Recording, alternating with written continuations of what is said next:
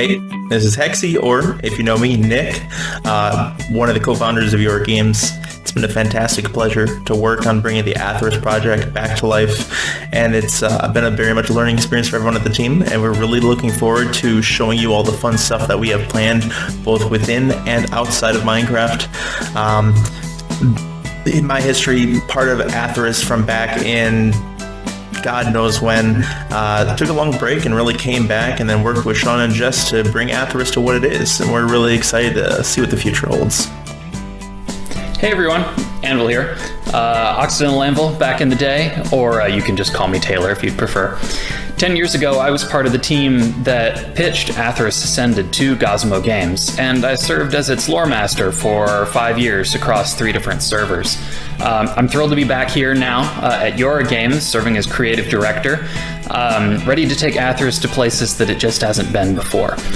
In real life, I'm a mechanical engineer living in Seattle. I've got a passion for space exploration, and I work on rockets for a living. Hi everyone, this is Fo. Just wanted to say happy 10 years. This is a very promising and exciting time in Atherys, and I'm glad that you are all here to join us in celebrating our time together. Here's to all of your hard work and effort into making this place survive for as long as it has. I can only look forward to the future we'll have together, and I hope Yora's development will soon soar beyond the notion of being just another Minecraft community. I know that we can count on you to join us in that process, and I really look forward to seeing you all again soon. Happy 10 years. Hi everyone, thanks for tuning in. My name is Daniel, also known as Systel, and I'm the product leader for Atherys Horizons. I first joined Atherys back in 2014, and I've been working on the Horizons project since late 2017. I enjoy game design and development, as well as concept art and illustration. I'm working towards creating a great gameplay experience with Horizons, and hopefully even more in the future. Hey, I'm Will Sanders, or Zero. I joined Atherys since V1 and have come and gone since then. I'm the product manager and Minecraft department head for Yora Games, and I oversee the development of both Aeons and Horizons. I snowboard and build computers in my pastime, and I can't wait to show everyone what we have in store in the coming months. Thanks for tuning in. Hello, my name is Tom. I am with the creative and production departments of Yora Games. Outside of Yora, I am a theatrical audio engineer and part-time professional game master for Dungeons & Dragons. Hi everyone, my name is Emma, probably better known as Prez or Cresselia. My journey with Atherys started way back when in like 2012, and I guess in almost the 10-year gap since I first joined, the love for that world never really left me. Since then, I've joined the Yora Games creative team. I've primarily been working on rebuilds, but also leading on a lot of the Aeons lore drop stuff, which has all been wonderful. Hello. I'm Sania, though most people just call me Sunny, and I'm with the Yora Games creative team. Most of my work recently has been dedicated to working with and on the narrative team on the Atherys Rebuild project, which is something I'm incredibly honored to lend my skills to. At the risk of sounding cheesy, it's because ever since I first stepped foot in the world of Atherys nearly a decade ago now, it's been incredibly dear to my heart. 29 years ancient, Dutch, and generally an old fart. My name is Alex. I am one of the writers for Yora Games, bringing knowledge of linguistics, multiple languages and experience as a translator and creative writer for cooperative games. I hope to let our work speak for us as writers and cannot wait to show everyone what's been cooking these past few months. Hello everyone, my name is Nimi. I am the current project leader for the Aeons server. I am new to this iteration, however, I just got a lot of passion and I had a lot of fun playing the server with my friends, so I got really into it, and that got me where I am today, so hope I'm doing well. I hope I can, help the server out and get it into a better position in the future. In real life, I am a computer science major starting my 3rd year. This experience has leaned me towards game design since I've had a lot of fun doing this. So, yep, thank you. Shesman here. I've been in many different positions since V1. Heroes team member, moderator, admin, and builder. Now I'm working on Horizons, building the world block by block, and helping out wherever I can.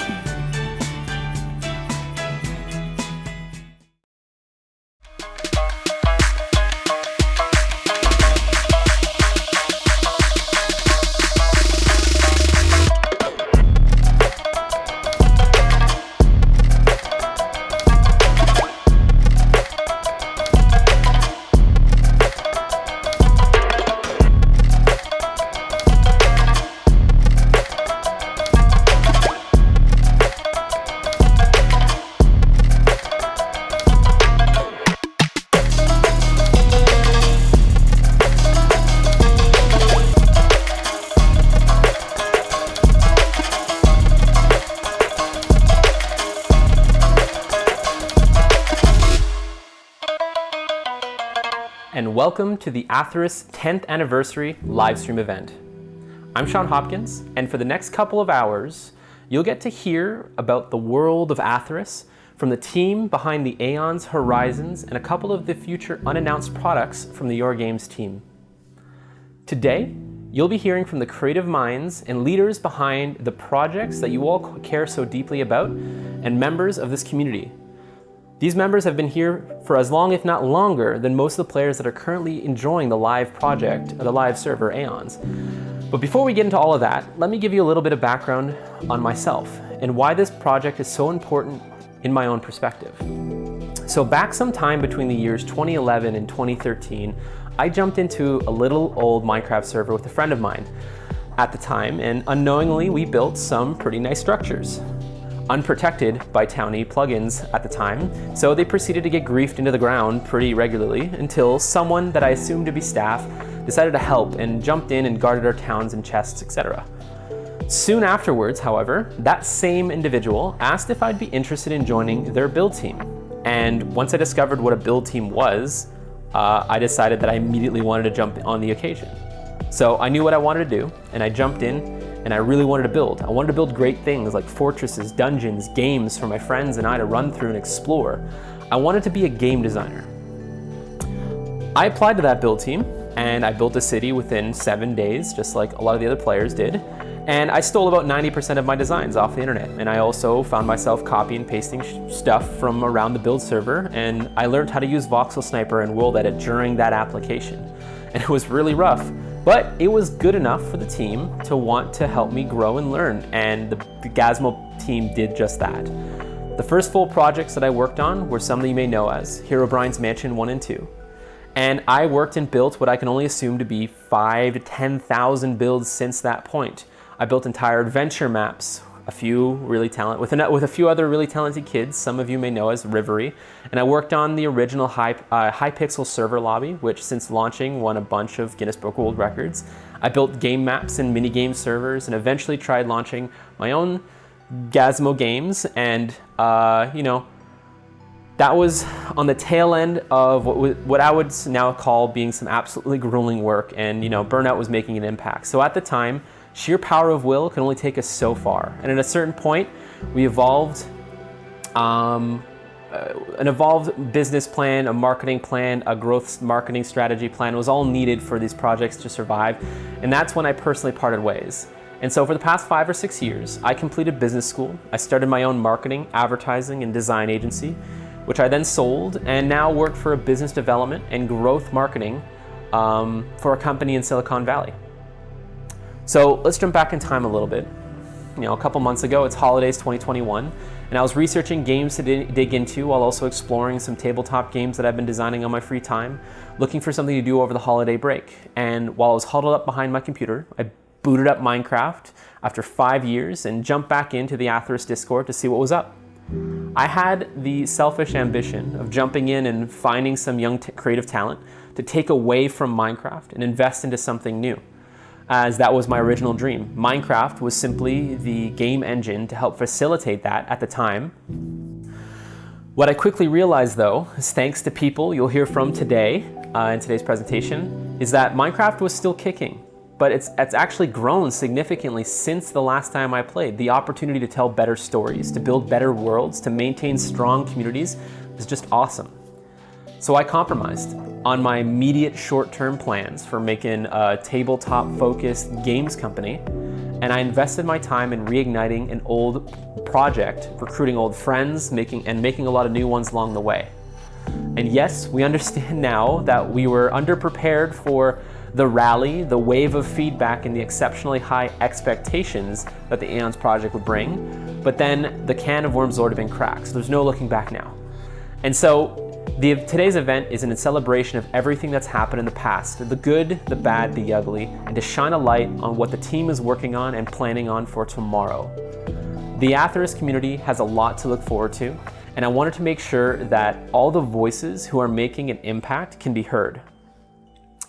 So I'll hope you stick around and see what's coming. Maybe we'll even make this event an annual thing. I guess we'll see. In any case, sit back, relax, and enjoy the show.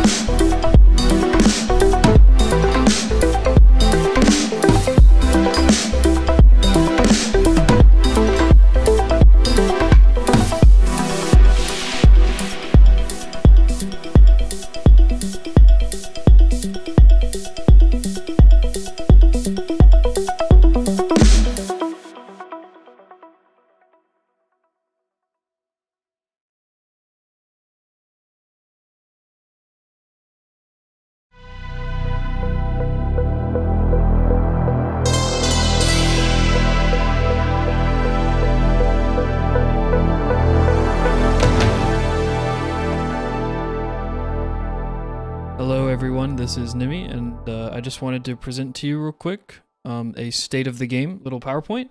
It would basically tell you things that we've improved on already, things that we are going to improve on in the future. So let's go ahead and get started. Things that we have improved on already.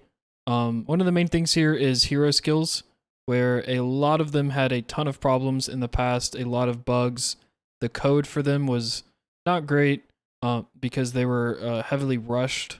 So a lot of that has been eliminated, and we've also eliminated some of the bugs that would crash the server. So the server experience is also just a lot more stable. The leveling has also been improved heavily.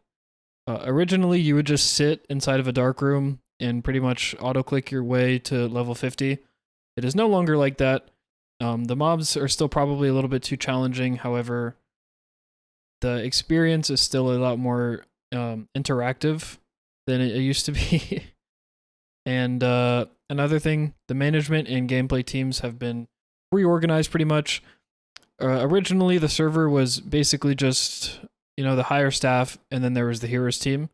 And the heroes team would pretty much control everything that was currently happening and new content that was coming. We now have different teams for pretty much every specific thing with different people on them. So there are different people working with each other to make sure that, they work towards a common goal and they're not all sort of in their own echo chambers, just doing whatever they want.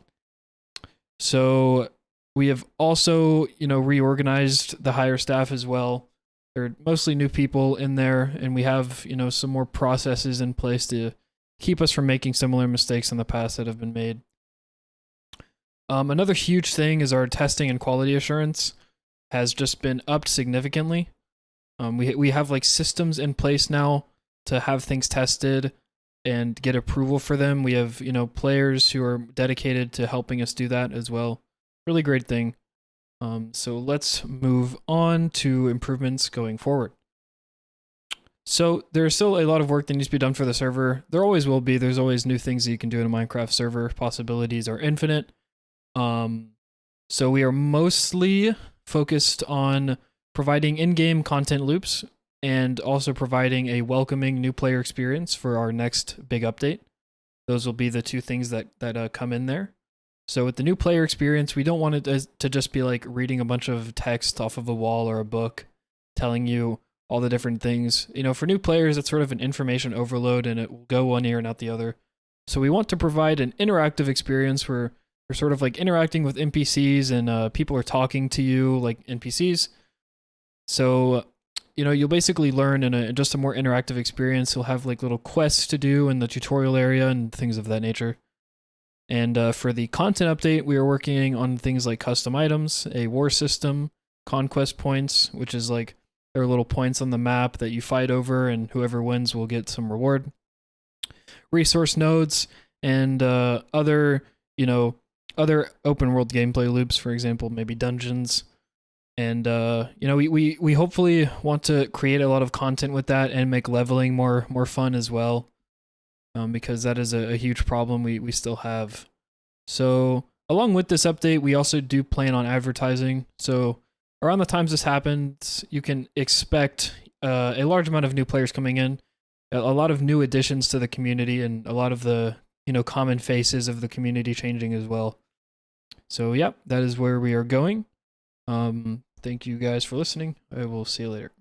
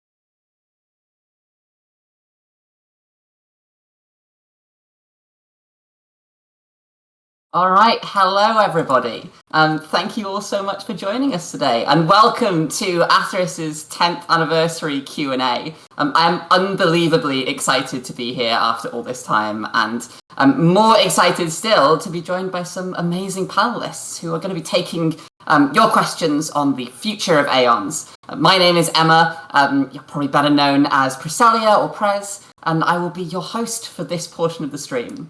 So, without any further ado, I am going to ask our panelists to introduce themselves. Zero, do you want to kick us off? Yeah, I am Zero, or Will Sanders, however you know me by. I am the department head for Yora Games on the Minecraft management side. And, thanks for having me here. All right, thank you for being here. Let's go to Nimi next. Hello, I am Nimi. I am the project lead for Aeons. And yep, thank you for having me. No, thank you for coming along. And finally, Anvil, do you want to come in next? I do. Hi, I'm Anvil, or Occidental Anvil from the long time before, or just Taylor, if you like. I am the creative director here at Yora Games, and thrilled to be back working on Atherys after all this time. I think so many of us are. So I'm going to head straight over to you, Taylor. Can you tell us a little bit about, let's start off with the history of Aeons, but also of Atherys generally. Sure, yeah. So, wow, after 10 years, it's been a long road to get to Aeons. Let's see, how much should I disclose? So, I think it's fairly well known that Atherys began its development late in 2011. I think it was mid-October. I don't quite remember. Usually I remember because we pitched it after I was doing an economics exam, but that's been way too long ago now for me to recall. A group of us had gotten together after Shadow of Gazimo fell to hackers, I think it was. We'd been planning a little bit for some updates for that RP-related server. Great times, really. And then it was lost to us, unfortunately. But that presented an opportunity, and a group of us got together and pitched to Gazimo and to Vorsk a new opportunity, and that was Atherys. I still have the old pitch document with the names on it. Those were good times. But he went for it, and we slowly, created that over about 5 months, and then got it launched there in the springtime, 10 years ago. Just a couple of weeks back. And ever since then, we've been slowly working to improve the process, improve the servers that we put out. V1 obviously was a big first step. V2 came in with the crazy custom map. Evo improved all of the gameplay mechanics. And then now here with Aeons, we're back at it again, trying to give y'all a good experience, which you will hear more about as we go through this Q&A. As to the basis for Atherys, I think I can talk a little bit about that as well. The 6 nations that you're playing in Aeons are the original 6 from all of the previous servers. As you hang around here through the rest of the live stream, you're going to get more about what we have planned for the future. You'll hear about Horizons and some of those empires. And then as we continue through the rest of the year, you'll hear more from the creative team on even more about that. But you're looking at, let's see here. I may actually need some help reminding me. It's a bit early here. We've got Arsaluk, which is having a bit of a tough go at the moment. They've always been a loose collection of city-states ruled with an iron fist, I guess I should say, by an RP character from the central city, Kul Rahav. They have found some difficulties here in the advent, or in the wake, I should say, of some great wars, and fractured even further than they did still before, without their regent to control them. That has allowed one of the eastern states, Nandar, to separate off, so there is a 7th for the first time in Atherys Minecraft history. They're a young upstart. They're trying to make a go of it. They're definitely resolute in the way that they're going about their separation. We've also got Alare further to the east, sort of your classic Central European representation there. They had their goddess of the winds, and they were after diplomacy. And so I think even still, they stand up to that pretty well. The Empire's in pretty decent shape. There's also Ithro to the north, traditional seafaring empire. They were hit pretty hard by the wars. Their capital is pretty much gone. I think you can see that if you hop into the server. A lot of people have taken to the seas. I think things are going okay there. Maybe y'all can talk more about that. Rounding out, we still have Ravona, the old Empire of the Sun, Empire of the God of War. They did not come as cleanly through the recent RP wars as maybe their name would suggest. There's a lot of time for reflection up there right now. But they were always actually one of my favorites, even from the old servers. They were designed in V1 as basically just a place for people to go PvP. There wasn't a whole lot of story put into that, but over time, building out the narrative for Ravona and making them sort of a more social society, more respectful, like just the things that naturally emerged from those shield bonds in the server and then in the lore itself, improved that project, I think, a lot more than maybe even the other nations. Although I do have my other favorites, including my old original home, which was the Daggerlands, originally known as Monosroth, but the lore updated a number of years ago to give them a democracy and to let them have their capital city, their prison city of Monosroth, be the new shining beacon of freedom. Until there were some in-universe developments, and then they kicked off the whole war that led us to Aeons. So it's okay. They're learning from their mistakes of destroying the planet, and hopefully the players can right some wrongs in that regard. I think finally we've got Roraglow, oft forgotten but never down for the count, down there in the caves in the jungle south of Alaray. That one has also always been a personal favorite of mine. In the old days, it would typically attract a player base that was more narrative focused, more methodical. And, you know, I obviously appreciated that. I suppose I can't speak to these days, the kind of people who live among the Logak forests, but that's okay. We're always moving on and adjusting, and I think that might be the best part across all these different servers. The nations, you know, I can speak right to the history, I can speak to the lore of these places, but the player base itself always makes them what they will, right? You saw in Sean's keynote just there, the duck mug, which I believe is available for purchase. That duck has become more of Ithro than I would argue even the Twin Gods ever have, right? And it's that player base that takes that lore, or doesn't, and makes something special with it. And that's why we have the history that we do, and that's why we're here talking about Aeons. I think that probably just about wraps it up. I'll hand it back over to Emma. Thanks, Taylor. And I think one of the things that I love most about Atherys broadly as a concept is how evolutionary it is, how it has changed and flowed from server to server, from nation to nation, how it's all kind of come together. And so I guess that with that, we're very much in the kind of throngs of this new iteration of Aeons. So I'm going to throw it back open to the rest of the panelists. Pretend that we have never heard of Atherys Aeons before. Tell me what kind of server you can expect from Atherys Aeons. So the server that you can pretty much expect is an open world MMORPG. You can claim towns, you can create some. We have a couple of leveling classes from tier 1s up to tier 3s for the time being. We have a combat system as well that a lot of our developers have been, really working rigorously on, making it very fluent and fluid with everybody.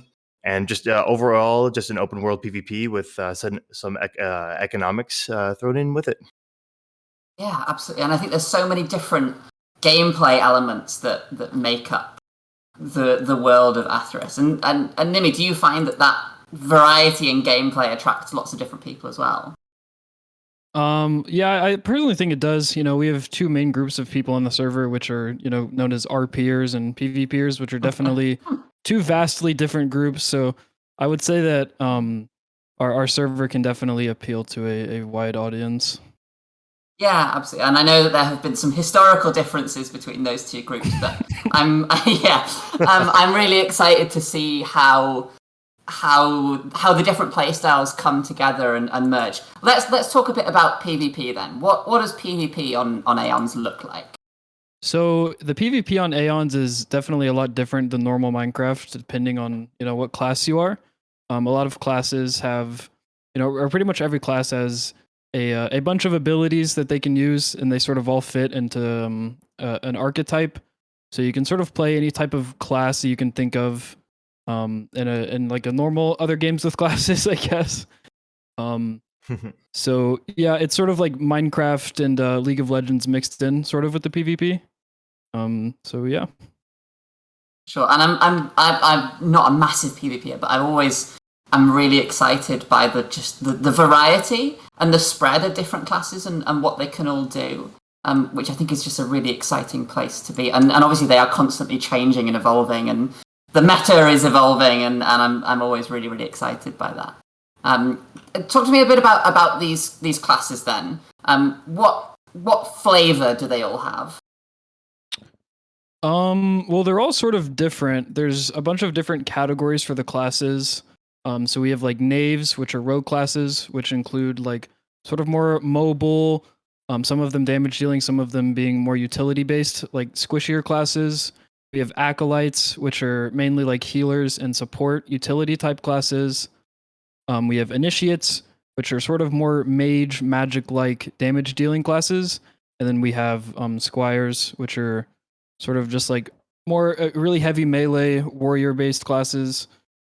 So again, we have sort of something for everyone in terms of our class system, and it's an infinitely progressing system, which we are permanently working on to make better. So you can expect more in the future.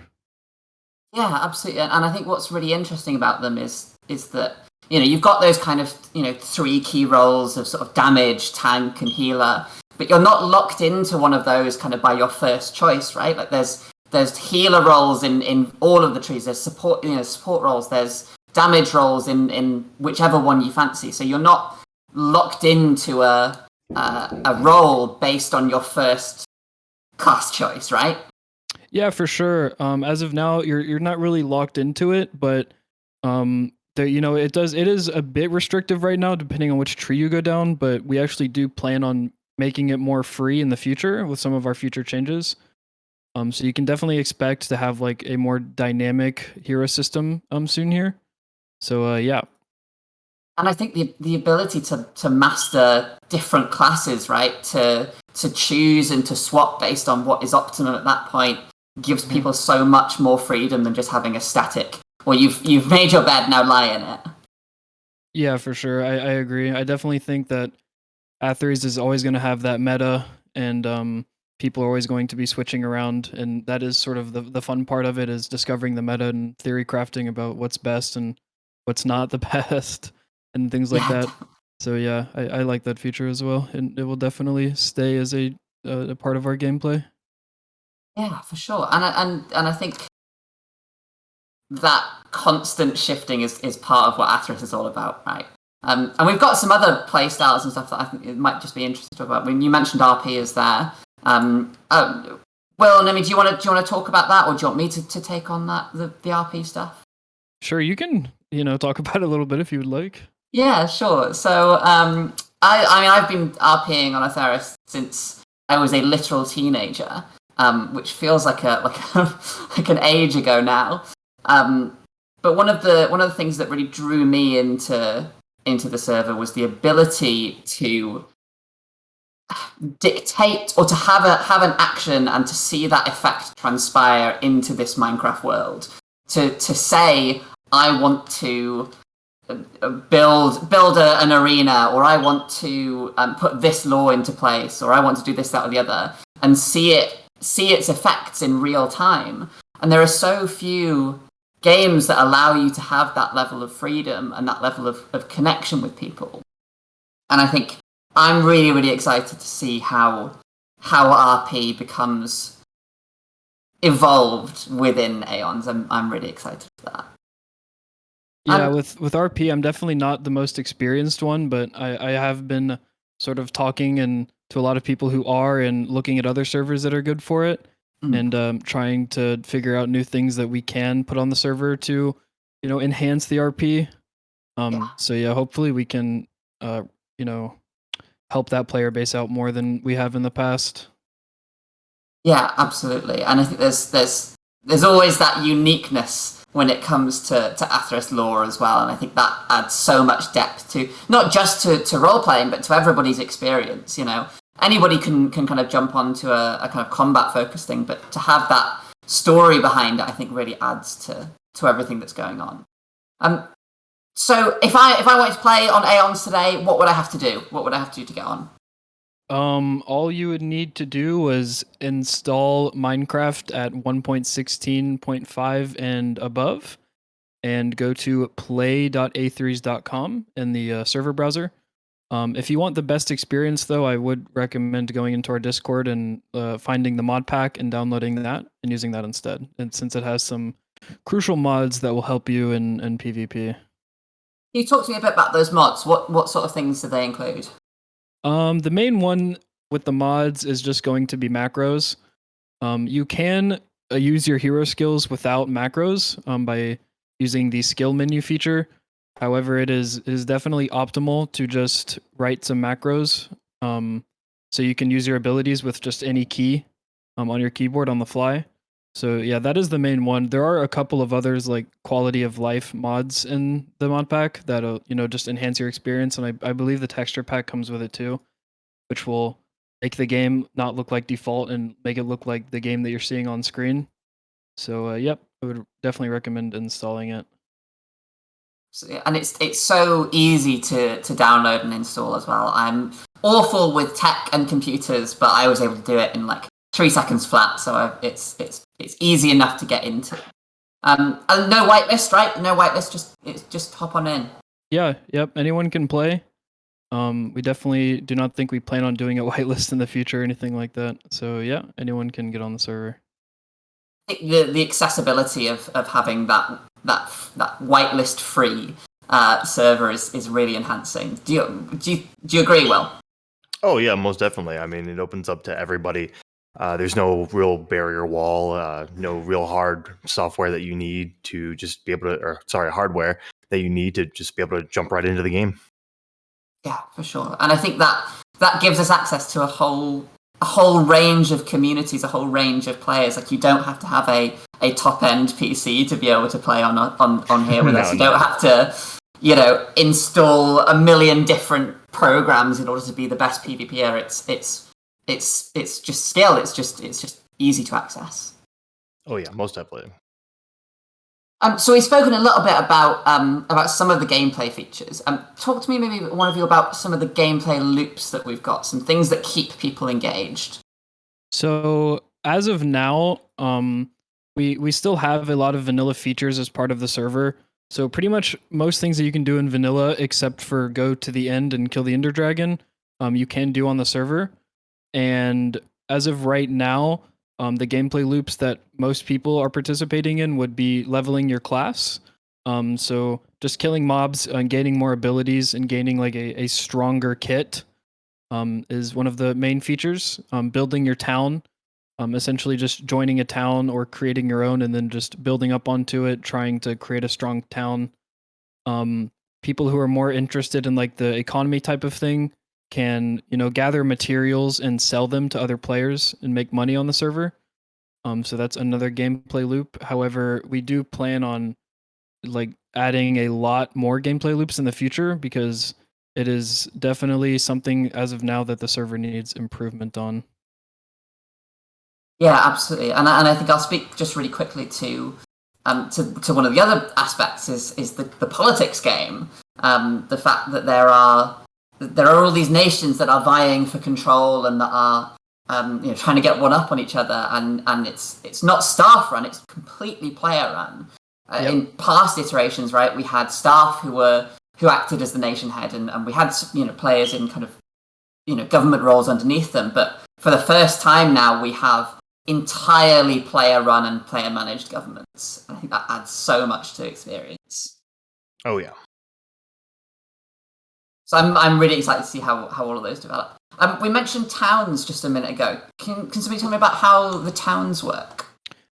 So yeah, towns and the Townie plugin are pretty simple. Essentially, how it works is you can claim a town and it will cost you 25k of the in-game currency called Yora, or you can simply join a new town. And towns can claim land based on how many people are in the town. So each person in the town will get you 10 plots. And when you claim a plot, essentially that land cannot be edited by external sources. So people who are outside of the town cannot like mess with your stuff. So you can essentially build stuff, keep all of your gear there, and no one will be able to mess with it. So yeah, that's the main thing with towns. The reason why we have so many, beautiful builds on the server is because of this feature. Like some of the builds you're seeing now are just player claimed towns, and all are player built. So yeah, that is essentially how Townie works. And that avoids the circumstance that Sean talked about right in the opening, right, of that griefing. Oh yeah. How varied are the towns? Like, do they focus on one play style? How big are they? Like, what can we expect from that? So I would say right now a lot of towns seem to be in the mindset of like RP town or PvP town. In the future, I really hope to promote both of those players teaming up into the same town. But yeah, a lot of the towns will end up picking a specific nation and then building their build based off of the block palette of the nation. So, if you go to different nations, you'll see a ton of different town styles and different builds from each of the block palettes. And yeah, that is basically how it goes as of now. Yeah, absolutely. We spoke about sort of the economy game a little bit a moment ago about people buying and selling resources. There's taxes on the server, right? There's ways for people to incentivize those taxes. Sorry. You want to walk me through those? So yeah, as of now, the taxes are temporarily turned off, but essentially the point of them is to sort of have a reason for people to keep gaining money on the server. Your towns will be taxed depending on how much land they've claimed, and that tax will sort of go to the nation, which are, again, all player run, and then they can distribute those funds how they wish. But yeah, it's essentially just a way to keep players playing and gaining money, have a reason to have money, and sort of, encourage people to team up together so that they can build a big town, but at the same time not have to spend hours and hours on the server just grinding money. So it encourages, the community aspect, which is above all the most important thing on the server. I think that was a bit of a concern right at the server launch, right? Was the worry of having to grind for hours and hours to keep your town afloat, and I'm really glad to see that is being actively worked on, and that as we kind of look towards the future, governments will be able to use that money to finance national projects. So whether that's arenas, whether that's theatres, whether it's huge build projects or armies or whatever it might be, that is all kind of coming round in kind of a loop unto itself, I guess. Yeah, absolutely. I definitely hope we can encourage some good stuff going on with that. And I definitely want in the future as well for there to be, we sort of plan to have ways for towns to sort of end up taking the taxes from the nation. So a town could, potentially conquer another town, and then they would temporarily gain their taxes and stuff like that. So yeah, we hope to expand on that in the future and bolster the economy, because right now it's not in the best spot, but we're definitely working on it, and we want it to be, again, a robust player run thing that is, fun to interact with and have merchants and merchants guilds and stuff like that. So you said there about kind of people conquering towns. Can you talk to me a little bit about how the PvP toggle works at the moment? So yeah, currently the way that the PvP toggle works is essentially towns can just choose to have PvP on or not. In the future, we are sort of going to rework that in a way. It will still exist, but again, it will be reworked. And we can sort of, we'll go over that a little bit more later. But essentially, there will be like peaceful towns and warring towns, and warring towns will be able to waltz over to another town and potentially take them over. Obviously, it doesn't mean that they can break any of their blocks or anything of that nature. Nothing like that is going to be added to the server, but you can essentially take over another town, and then you'll be able to sort of siphon some of their resources and things like that. So that's sort of some of the stuff that we have coming in the future with Townie and what we hope to do with the economy as well.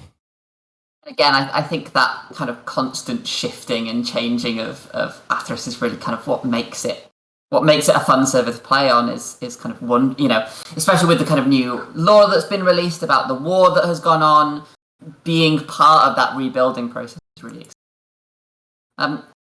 There's lots of staff, right? And we met some of them earlier. How does staff get involved? What kind of staff involvement do we have? Will, do you want to pick up on this? Yeah, sure. So staff is around, more or less about 24/7 for the amount of people that we have. Usually just for the basic needs of the server and as to handle and make sure player events run smoothly. But we try to just do whatever we can to have y'all around in general. And staff are based all over the world, right? Like, it's not just a US-centric No, we have team. multiple people in, I think 5 or 6 different time zones, some in, I think, Europe as well. So, yeah, we try to get as many time zones as we can, so we have some staff 24/7. And it's really lovely to have that level of support, because it means that any new player, any existing player that has a problem, a question, can usually get an answer pretty quickly, or at least we hope so. That's what we aim for. Yeah, of course. I mean, that's what any server owner could ask for. Yeah. And talk to me a little bit about these events then. We've got some player-run events, but do we also have staff-led events? So yeah, we do have staff-led events. We hope to sort of increase the amount of events we're doing on the server and also increase the type of events. So we want to have events that cater towards our peers and PvPers, or maybe both at the same time. So yeah, we will definitely be working on having often events, fun events that give good content and things like that. One of the recent ones was the Labyrinth event, which was quite successful. I think it was a really good time. So things like that, yeah. I remember back in the days of V1 and V2, which is when I kind of had my heyday of playing, that some of the best fun was the not just the one-off events, but like the long series events that had connecting stories and connecting events that had an impact on each other. Can we expect something like that from the future? So yeah, we definitely can. We already have had some events that have affected some of the lore that players have run. So we can definitely do that as a staff team as well, and we are sort of working on events that affect the lore. For example, the Labyrinth again was an event that had some new lore tied in to do with some stuff with Ravona and some of the gods. I'm not too versed on the lore personally, but yeah, we'll definitely get that sort of stuff going more. I think it's really interesting as well. Yeah, absolutely. I'm pumped for it. And are there custom items in Aeons? And if there are, what do they look like? So yeah, we just recently introduced custom items. The first ones being sort of glacial weapons, which are ice weapons, and they have a very simple ability of they just do more damage to mobs. But the really cool thing about them is they sort of introduce the concept for the first time in the Atherys like vanilla experience of custom textures into the game. So these weapons are technically a netherite sword or a netherite axe or a netherite hoe, but they all look quite different. For example, the hoe is like a mage's staff now. So that was just sort of us, dipping our toe in the water and getting things tested, and we're going to heavily expand on that in the future. So things like custom items are going to be a huge part of the server, with the next update we have coming out. I think that really is something that can tie in or bring together RPers and PvPers alike, right? Like, you can have these items that are, the best sword or the best stuff, whatever it is, but also have a story behind that, have a bit of lore written behind it that kind of adds that extra flavor to it. Yeah, for sure. I definitely think that that's really interesting as well, and I definitely want to add lore to the items and things like that. And we have some people who are working on stuff like that, but we definitely are looking for more as well. So if any of you guys watching really like the lore, then send me a message on Discord. Come and join us. Come and join the lore team. It's great. Absolutely. So we've talked a bit about items. What about enchantments and potions? So yeah, as of now, we have a couple enchants and potions enabled. However, we plan to sort of replace that system with something more in depth and different than just the vanilla experience. As of now, some of the enchants are definitely a balance issue on the server, so we do hope to sort of fix that soon and then expand on it later. But as of now, like we do have a custom potion on the server right now, so that's again us dipping our toes in the water of what's possible in the future, and we can also do custom enchants as well, which I think we have one. So yeah, we're definitely going to replace them and make them more involved than the vanilla experience with that. I tell you what, I do not envy the heroes balancing team when you start to introduce custom enchants and potions. I'll stick with my lore, and you guys can handle all of that. So we've had a bit of a chat about what's currently going on. We've had a chat about what's gone on in the past. Let's look towards the future. What are your? I'll come to Will first. What are your goals for Aeons over the next month, year, decade, whatever it might be? At least for the foreseeable future, our goal is to at least hit 200 concurrent players, just in general, and then just have standard updates to go out in some timely fashion is what we hope for. But we try to do our best in what we can do. But yeah, having more end game content as well for the players that find themselves more bored and want to do more stuff in general. As well as just having more of an arsenal of custom content like items and mobs. It sounds like one hell of a checklist. Oh yeah, it's a big checklist. Yeah, and I remember kind of the days of older servers where we were getting 200 players on. So I think that potential is still so there, it's so ripe. It just we have to get those pieces right to get them all back together. Yeah. How about you, Nimi? What are your goals? So yeah, I sort of agree with him. We're sort of aligned on most of the goals. I'm definitely mostly focused right now on sort of updating the game from a dev standpoint to have more modern game loops and things that are more fun for our older player base now. A lot of people have been around for a long time, so with that, standards increase. And obviously, we still want to bring in a new player base, but Minecraft has been around for a long time, and since V1 came out, there's, I think, collectively, the community of just gamers in general expect more. So that's my main focus right now is just updating the game to have more fun things to do and be more appealing to an audience of current players. I think the Atherys community can be passionate, I think is a good word to describe them. They can be very passionate, yes. Yeah. There's the I don't know if any of you have seen Parks and Rec, but the fantastic scene of one of the characters being shouted at by a load of people, and it's just, she describes it as having people caring very loudly at her.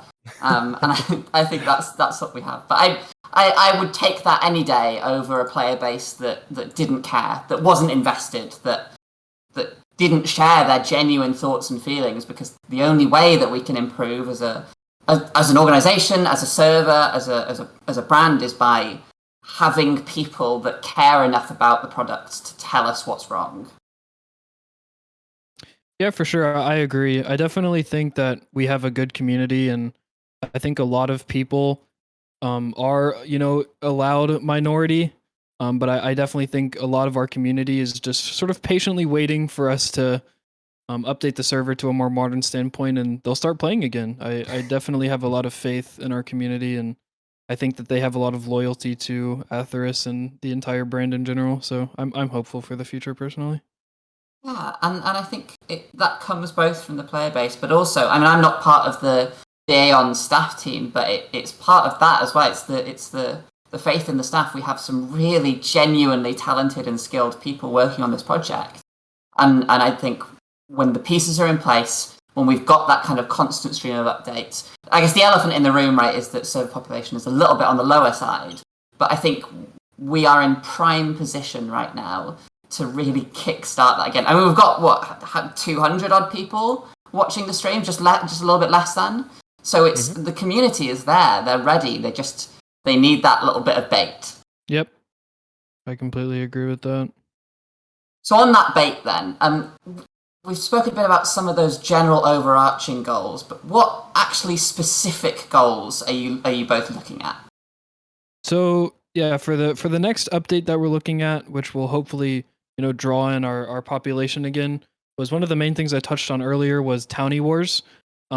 So people do, I guess, go to war technically in RP. However, we wanted to create a system in game to help like get that along and to help encourage PvP. So townie wars will be one of those things. And again, you will be able to start wars with other towns where you guys will actually be fighting over something meaningful in the server, other than just the items that someone will drop. So things like, Yora, you'll be able to gain from winning a war. You'll be able to gain, items from the generation of the towns, things like that. So I think that is going to be a feature that really helps PvP on the server. And I think it will encourage people who are less inclined to PvP to like try to learn as well. Because it's sort of just like a thing where if you don't try to help your town, or at least try to recruit PvPers to be in your town, then you're going to suffer a little bit, or your nation's going to suffer because they're losing money. So then it becomes a political thing because, you have no PvPers in your town and you didn't really mix well with the community. So, now you're being punished for it. So I sort of see it as not forcing either player base to conform to one gameplay loop, but sort of trying to encourage them to mix together so that they can, play the server together instead of having the whole thing as of now where they're just like PvP towns and RP towns. I personally really want to move away from that separation. The next thing is conquest points, which would essentially be points on the map, which will be like announced, and players will fight over those points, and whoever wins that fight will gain some loot. So essentially players will sort of just run over to the point of interest. And then they will fight, and eventually they will see who wins that loot. And next thing is the dungeons, which are going to be sort of, you can find a dungeon on the map, and there will be a bunch of really cool mobs inside of the dungeons, really cool drops. And you'll have to find a key to the dungeon, which encourages people to level and kill mobs and things like that to eventually have the mob drop the key. And we're still in the early idea phase of how we want that stuff to work, but the keys were one of our early ideas. And obviously, when you have the mix of the new items as well, that is also part of the dungeons and leveling in general, where as you kill mobs, they will drop custom crafting materials, and each player will be able to choose sort of what type of items that they want to craft. And you will use those crafting materials to craft like specific items that do specific things.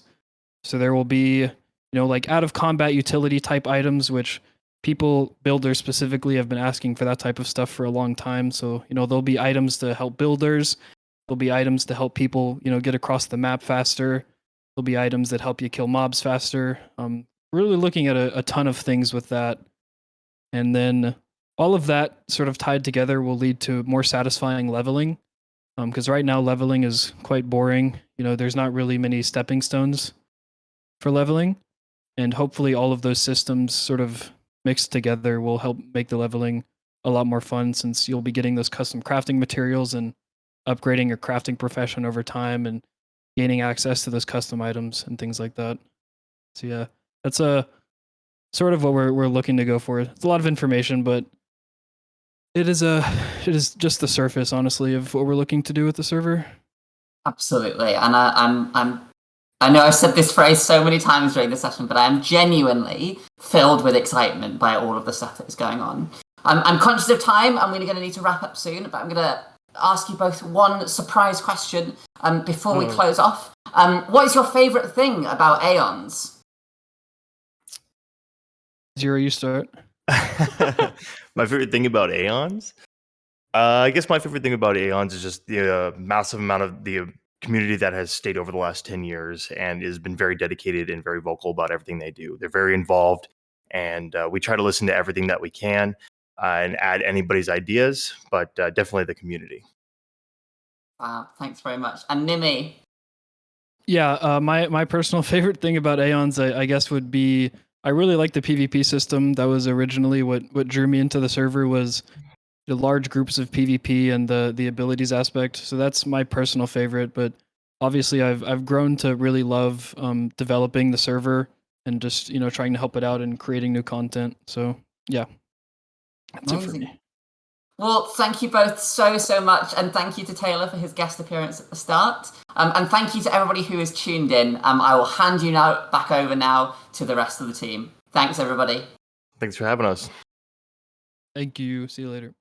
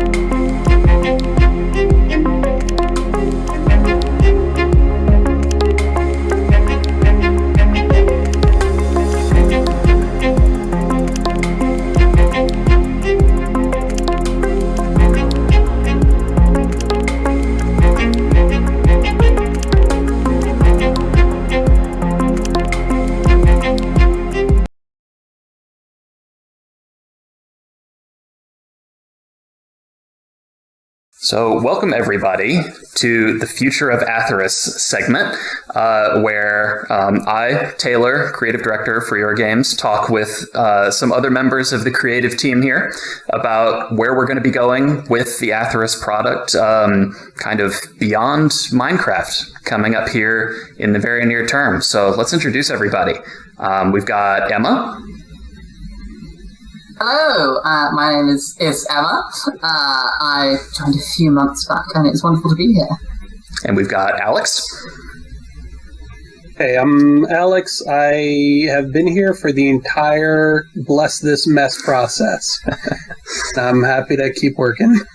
Good. And we have Nash. Hi, I am Nash. I was here at the beginning and I'll be here at the end. Yeah, you certainly will. And again, Taylor, I've also been here since the very, very, very early days. So those days started with V1 Atherys, right? Minecraft product 10 years ago. It's hard to believe, isn't it? Like, it's been that long. It doesn't feel like it. It doesn't. I still feel like I am. Yeah, that tracks. It's true. Like when we keep coming back to it, like it's been this ongoing thing that's been like just growing and growing and growing and changing. Yeah, I mean, I lost track of time after high school, so it wasn't that long. Well, no, I hear you there. But wherever we've been, for the past several years, we're now back. And working on all of this together. But those Minecraft days were foundational, right? We wouldn't be here if not for Minecraft. So it's great that we have Aeons. It's great that we're looking forward to Horizons. You'll be hearing more about all of that during the live stream today.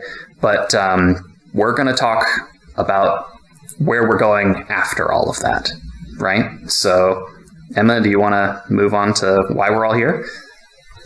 Yeah, absolutely. I wanted to have a bit of time for us to talk about what drew us back. As we were kind of talking about just now, it's been 10 years, and for some of us, that has been a continual Atherys-themed 10 years. For me, that very much wasn't the case. I started playing and got involved in early V1, I think. So we're thinking about 2012. And then by the time 2014 kind of came around, I was on my way to university and didn't really have time anymore to sit down and play Minecraft. So I had left. And I remember, I can't even remember what the specific thing was. I think I joined the Discord server, that was the new Atherys Discord server. And there was talk of this brand new thing that was coming along called Atherys Horizons, and I was like, "Oh, that sounds fun." And in the event that I joined a few kind of weeks after was this new thing, which was Atherys Aeons. It's probably about autumn of last year, and I thought, yeah, actually, it's been a while, but there's no part of Atherys that has ever really left me. All of those kind of stories and memories and even like the intimate knowledge of the way that the universe works has kind of like stuck with me. I don't know, is that something that everybody else has felt like that? Yeah, I definitely have a pretty similar feeling. I remember back in, it must have been 2011 when we got started, like the foundational stuff, and you messaged me on Skype, and you asked if I wanted to come work on a new Minecraft server that you were involved in, and they were looking for someone to write for them, and they said they wanted a fun fantasy story to set it to, and I said, okay, I'll join as long as it doesn't take too long. How far we've come. Every moment of the next 10 years has just been kind of soaked in Atherys. Like, even stepping away from it, I keep coming back to it because I can't stop thinking about it. And there were intensely productive fits. Like every other year, we just come back to it and ride up a storm, and then and I guess I just couldn't ever really stay away, and this felt like such a cool opportunity especially with everyone else here. Like, to really bring the best of the Atherys brains all together in one place. How could I pass that down? Yeah, absolutely. No, I'm right there with you. Like, I'm listening to y'all talk about it, and I'm still just kind of in shock that it really has been 10 years since all of that, or since, before that, 10 and a half years, right? Like you said, Nash, with starting in October of 2011 on that. Of course, you and I've been friends for years before even that, right? Yeah. So it just, it's like, it started as such an innocuous thing. And then now here we are all this time later, basically cannot stop thinking about it. And I think I'm the same as y'all. It's just like, I hear about, how things are going. Of course, I've been keeping up with Horizons, all that, but I hear about Aeons, and it just seemed like time to return. I had to leave some time ago to start real life, but it's like, well, all right, real life is boring now. I gotta go back and play elf games some more. So, here we are. What about you, Alex? You've been here for a while, right? You've stuck around through the whole thing? Yeah. I joined January 2013, together with hundreds of other people. Yeah. Oh, wow. I remember this. I do too. Yeah. The influx. That was when the server was down for like a full week, constantly full. Yeah. The glory days, right? The glory days. I think I joined the Scribes at the time, that same year. What got you excited about it in the first place, if you don't mind me asking? Like, for me, it was just expansive world building in a game that I had seen evolve from having one animal, no mobs, and just blocks. And the concept that someone could tell a story within that sort of tool set was very fascinating to me. Absolutely. And one of the things that drew me in kind of by its teeth was this concept of collaborative world building, collaborative creation of stories within this shared universe. And I still have not found a medium that has been able to do it as well as Atherys has. All the way back to the first ever lore story that I wrote about the Aetherian calendar to like these last few weeks where we've kind of been hashing out the finer details of Aetherian philosophy. It's been that collaborative storytelling is absolutely one that I vibe with, Alex, definitely. Yeah, it's also been a journey of figuring out sort of, at some point we had the original material, Taylor had to leave, and we had to figure out, okay, what do we do with this now? For probably 6 years. More or less, yeah. And then sort of returning and now going back over everything with a new vision in mind is also really interesting. And no longer necessarily inhibited by a game from 2011. Yeah, that's the whole point, right? So, let's segue, right? Like, Nash, tell us about this whole rebuild thing we've been doing. Absolutely. So this is like the coolest thing that we've been working on, in my opinion. In the background, the narrative team has all been really digging into everything, almost every topic that can be imagined in the Atherys universe, whether it was written on day one or whether it was something that we stumbled across along the way, is being re-examined and sort of seeing what do we want to keep, what do we want to tweak, what's a little outdated, what has new potential.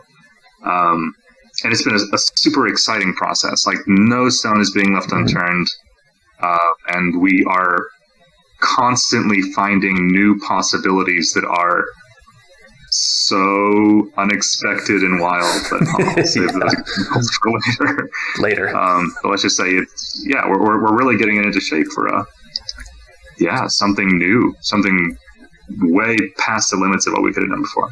Yeah, totally agree. And it's worth emphasizing that nothing is sacred either, right? Like, obviously, the core of Atherys is and will forever remain, right? But things that were written in the very early V1 days, which are near and dear to my heart, certainly, and I know, many of y'all could use another look, right? And so things like that are being weighed just the same. It's like Alex said, right, across 6 years, that we've had, let's see, pre-V1 ideas that didn't quite make it. We have V1 ideas. We have V2 ideas. We have Evo ideas. We have the split from after Evo when I started writing on the website less about Minecraft.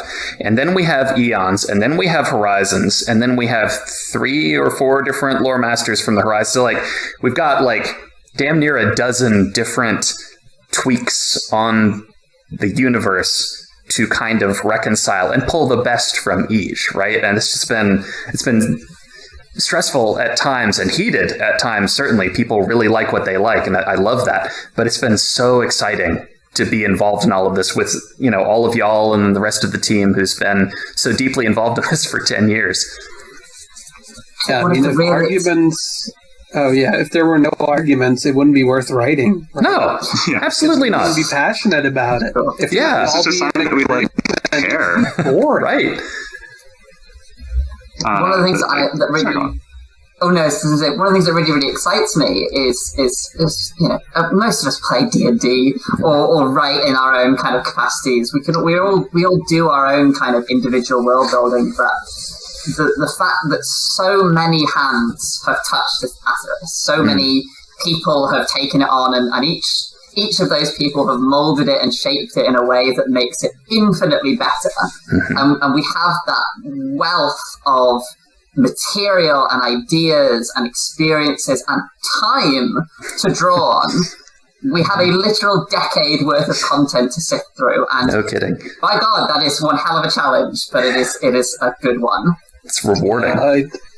I would estimate we've had at least 40 people and several thousand man hours poured into this by now. Oh yeah. So sifting through all that, going over it, cherry picking to a creative vision has been a process.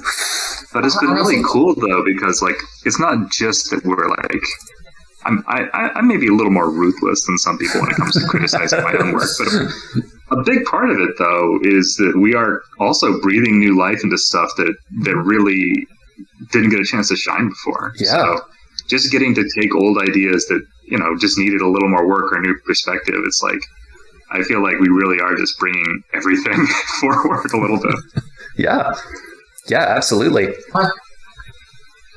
I think Alex, you're saying that it's 40 people, and that's 40 people kind of amongst teams that have touched it, but there are hundreds, if not thousands, of people who have shaped the world in kind of unbelievable ways. The way that we perceive certain elements of Atherys are fundamentally changed by the way that players and community have interacted with it. That's right. Oh yeah, how people set up their governments way back in V1, then had to figure it all out again in V2 and Evo.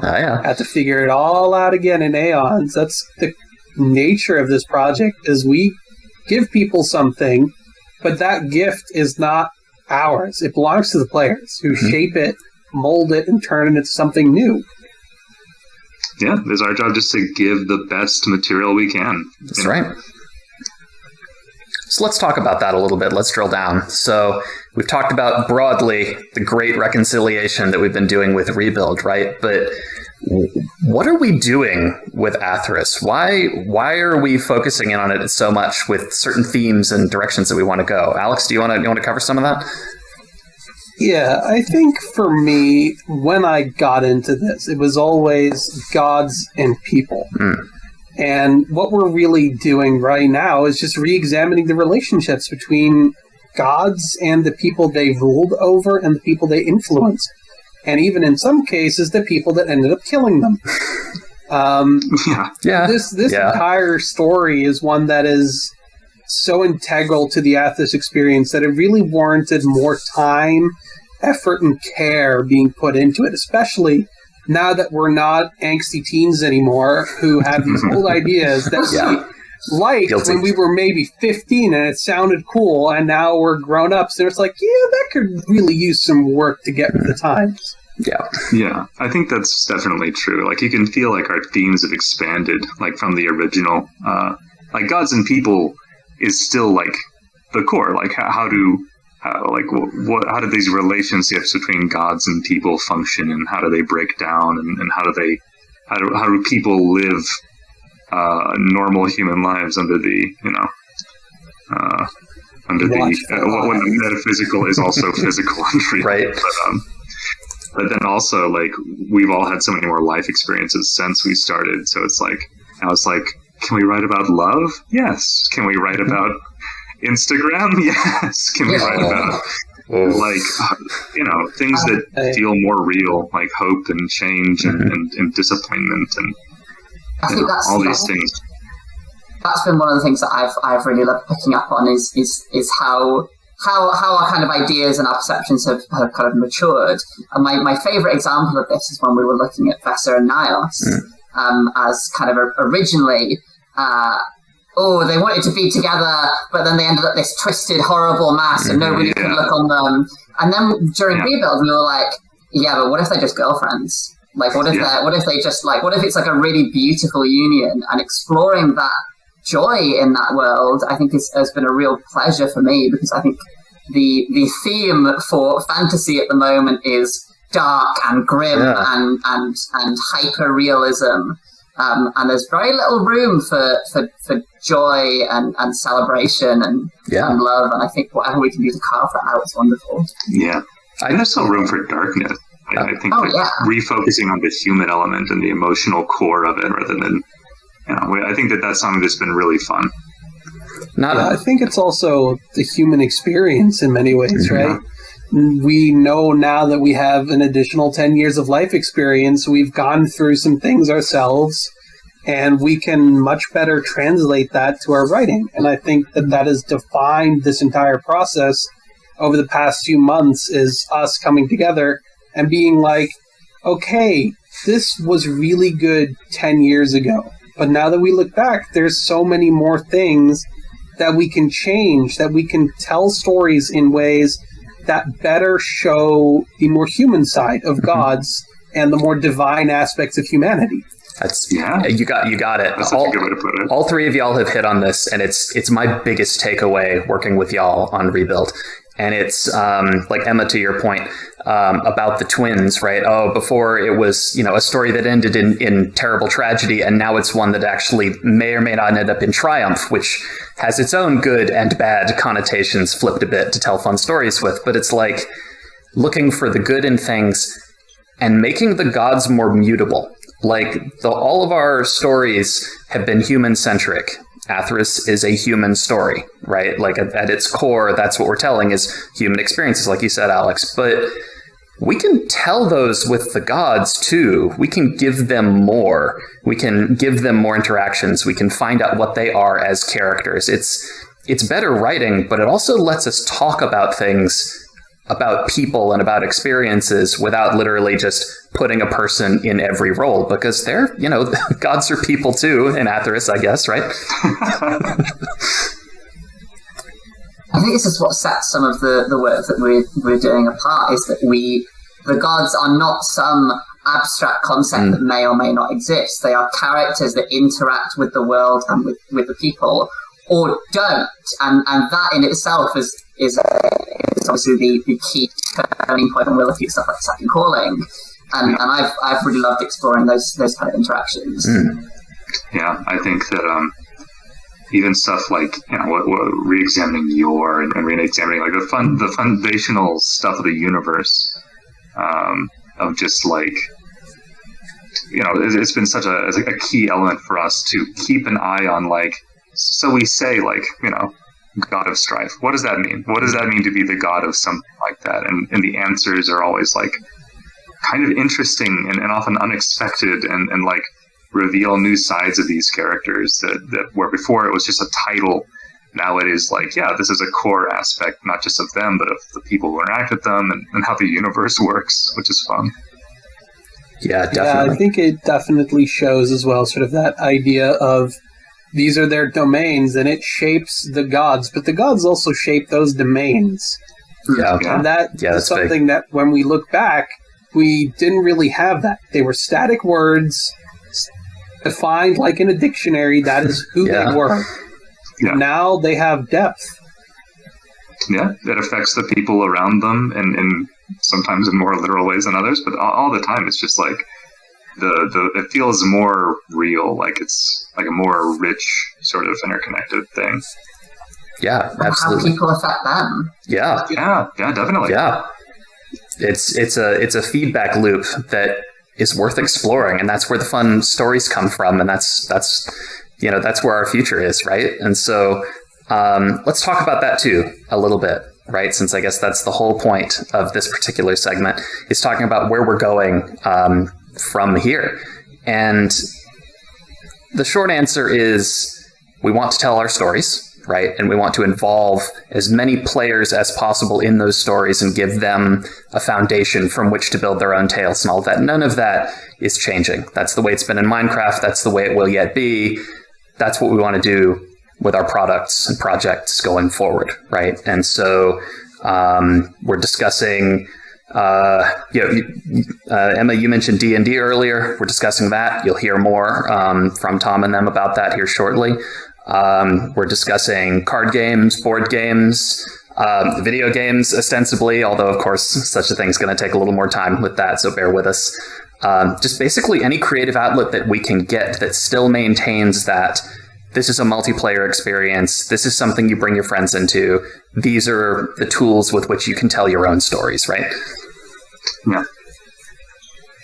I'm so excited to do just that, to bring my other friends into it. The friends who don't engage with Minecraft or don't engage with video games, who but I want to share what has been a huge part of my life for a long time, and a huge part of my development, saying, look at this thing that we did. Isn't it great? It's real.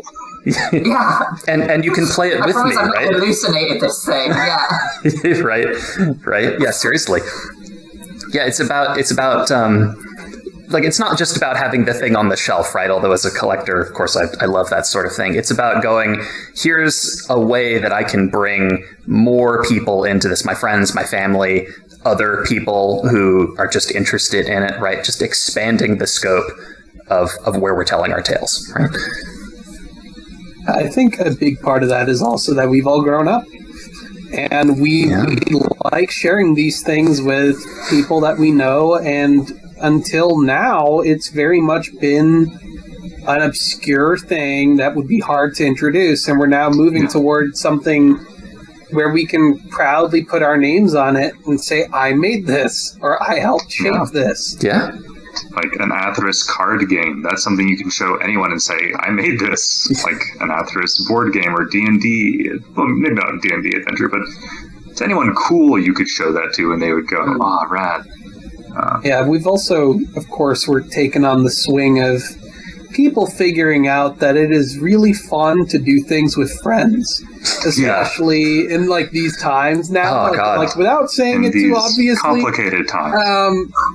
But like people have started to rediscover that part of like playing games with each other, and that is at the end of the time the goal of any creative project is to share it. Yeah, absolutely. And isn't that, I mean, not to get too sappy about it, but that's fantasy, right?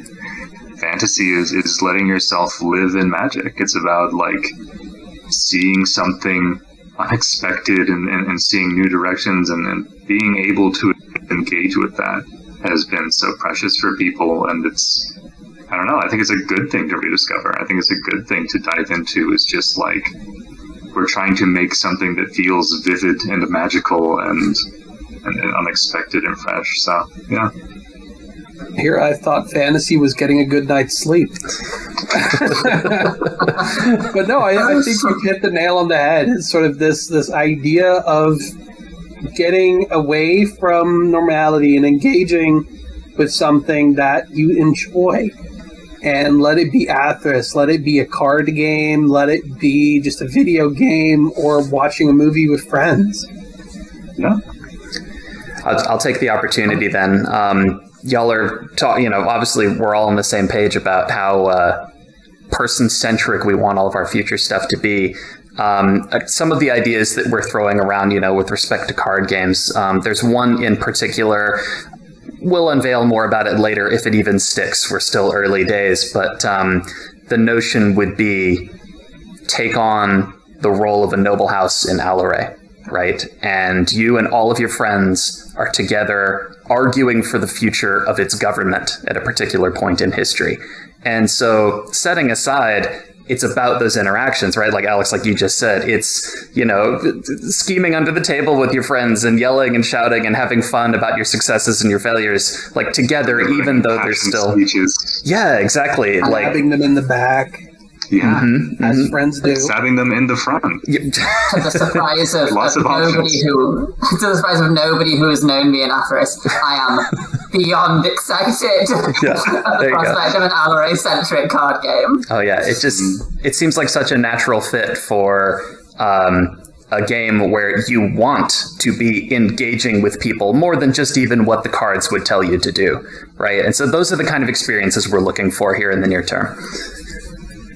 A way to replay out my Lecter General fantasies. There you go. There you go. Yep, we'll just have a deck of cards, king, queen. Too many jokers. Just 26 king and queen cards. That's fun. All right. And then just a few jokers to spice things up. Fair enough. Yeah. So let's talk a little bit more about how we got there to these ideas that we're having now, right? Like, obviously, they came from our rebuild conversations. Most of the chats that we've been having as a group have been in those. Emma, what were you saying? There was a time where we were doing 4 meetings a week, something like 8 hours per person for a while. Wild, right? But like serious business. And so some things came up during those events, some stories. Nash, have you thought of any that you might like to share? Very much so. Okay. Obviously, every single one of these meetings is when you get a lot of very clever, creative people in a room, and you manage to stoke that energy to a certain point, it just gets completely bonkers. To the point where some of the things that we've discussed with a great deal of vivid imagery, I'm not allowed to actually mention on the program today. But one thing I do feel comfortable mentioning is the Alacapelago, which is such a perfect example of something that came completely, I don't want to say out of nowhere, it came specifically out of the genius mind of one of our coworkers. Sunny, is that right? Yeah. And so, like, we were looking at Alaka, and it was just such a perfect example of something that, how familiar are people with Alaka even? If you aren't aware, they were this underwater themed god that had their own, or dragon rather, that had their own sort of following of fish people. It was a mess. They ate souls. They dated Doradmuth. It was a mess. That was complicated. I'm so ready for the high school AU. Oh god. Oh my god, yes. Well, that's the ongoing. That is very much subcanon. We can bring that up too. But the Alacapelago, we were just talking about trying to describe what this character looked like, even if we wanted to do anything with them. Like, was there anything there? And we were talking about, what if they were like, I don't know, craggy, like an island, and someone just said Alacapelago, and it was just like, oh my god. And we ended up in this spot where, as we riffed on this idea of an island chain that is itself a living dragon that you know, is itself teeming with life, that is itself an ocean ecosystem, like in its completeness. And it ended up going in such an unexpected direction. Everyone was talking over each other. It was so thrilling just to be in the room in that moment. And we didn't start off talking about land masses or anything like that. That whole conversation started with, how do we differentiate between, like, for real, between the dragons and the gods, and what are these dragons that we're doing? And some of them have, okay, the thing that they've got going, the natural force, that makes sense, that works, but some don't. And Alaka was like water, but that doesn't make it, and all of that. And so what literally this whole conversation got us around to, well, he can just be the dragon of life, right? And people can live on him and worship him, and he's just chill about, and it's okay. As life emerged from the ocean and is still just full of so many weird things, like, we wanted a creature that kind of represented that whole process and how colorful and strange and enormous it is. And so they're the living landmass now, and that's so much more exciting than they ever had been before. Still keeping the beard. Still keeping the beard. Then, of course, there's the AUs. We have to. The Instagram baddies AU, my favorite, for a lot of our has allowed us to reinvent a lot of our characters in extremely just extreme ways. Yes. So just for context, maybe you're familiar. Like a lot of times when you're working on creative like groups and things, you can find value in not talking about what you're actually talking about for a little while, and you can come up with these little side scenarios to characterize your figures and to kind of understand your plot lines. And so when we're talking about these AUs, the Instagram one is we used to have all the kids go to Burger King for Yolu's son's birthday party and Shoal eats the whole cake and the whole thing. Like, this has long been a staple of Atherys, but the Instagram one is my new favorite far and away. Who wants to kind of step through the Instagram baddies? Again, who was the first of the team? Was it Hot Leias? I think it has. I'm pretty sure. It might have been for Morian, actually, because we were trying to figure out what to do about the celebration angle there. It had to be them, right? We were talking about the party angle. Yeah. With Vermorian starting the party, and then what role does each god have there you at go. this party? There you go. Yeah, that's right. There it is. And one of the it basically ended up one starts the party, one picks you up after the party and tells you, have you learned from this experience? The other one makes sure that you OD. It's all kinds of crazy attributes were ascribed to a variety of gods and then worked on later into something more salient and more sensical. Probably the biggest reinvention, the biggest glow up, if I might, would probably be Hot Leias. Herleias, for those who don't remember, is a god of an arena god of. They're so memorable that I'm honestly kind of stalling out here trying to remember what their old characterization was. They were a sad arena labyrinth based god of. Well, they didn't have a country anymore, and it was sad. They were bad. Yeah. But now they're bad in a way that's cool and sexy. Yeah, they're bad with 2 Ds now.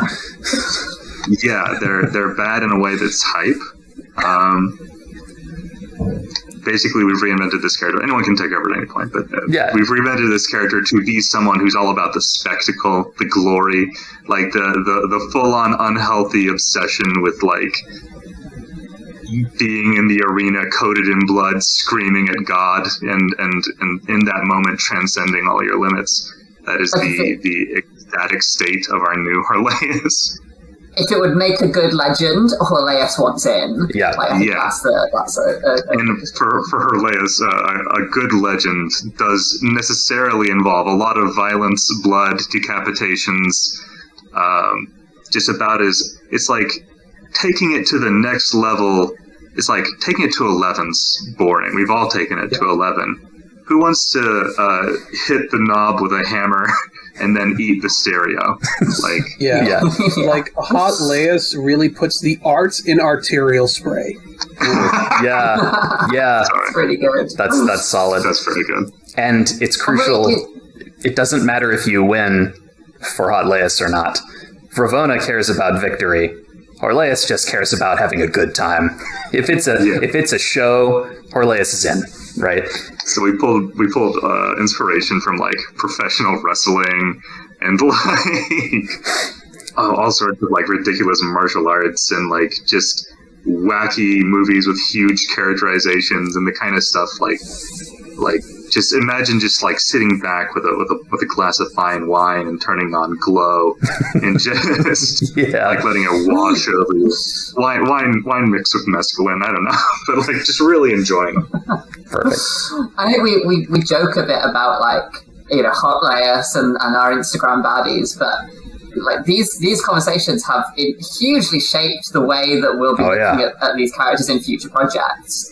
In a way that I won't spoil for want of secrecy, but you will almost definitely see some of these characters in upcoming projects, and they are better because of the absolute maddening stories that we've told that will mostly stay within the confines of those chats.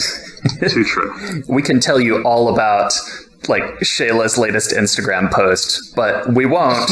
Instead, we'll use that as the foundation for, like, why do she and Orvazu get along in the way that they do or don't, as the case may be.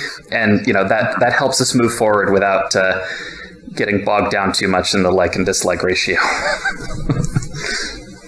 Now, speaking of future projects, and speaking of stories that have thus far remained untold, Taylor, don't you have something you want to say? I do, yeah. So you look like you want to reveal something.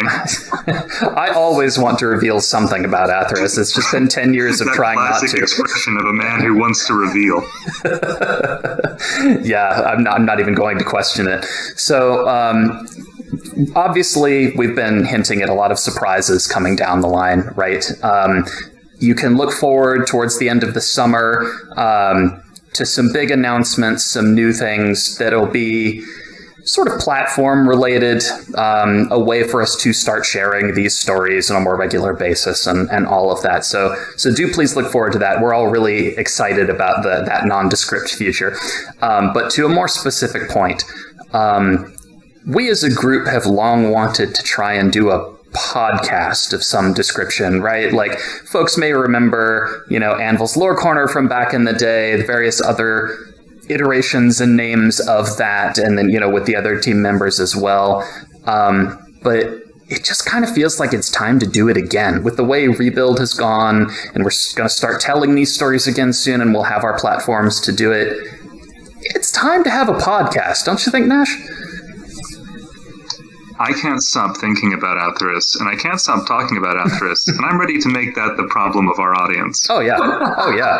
Yeah, absolutely.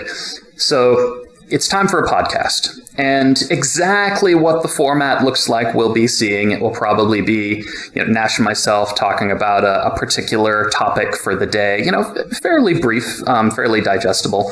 And then we'll have a special guest on from the team or beyond. We'll see how it goes. But definitely look forward to that before the end of the summer.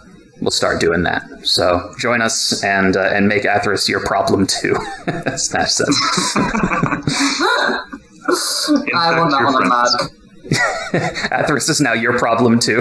I like that. That can be a Patreon reward or something. Plug Patreon. Yeah, actually, we need to get on the merch. We've got to get on the merch. We've got buy merch. We have Atherys merch. It's all buy the socks, buy the Ithro Duck mug. It's fabulous. It's very, very good. Look forward to more of that in the future as well. Cufflinks, tie pins. We might have to do the Instagram baddies on a t-shirt or something at some point. Like with that would be fun. That stuff is definitely allowed to cross the barrier. All right. Well, this has been really fun. Thank y'all for calling in and having a chat about this with us. I hope everybody who's watching is as excited as we clearly are about all of this as well. It's going to be a fun summer. It's going to be a good year. There's going to be a lot of good stuff to look forward to this year, so I can't wait to share it all with y'all. Yeah, I can't wait to get in trouble with everyone else. Good. And when we do these discussions and we work on this project, because without problems, why are we here? Very well said. Just to ring in the live chat. Do you want to have one more screaming argument about dragons? No. I think I got to be honest with you. There's nothing I would like less.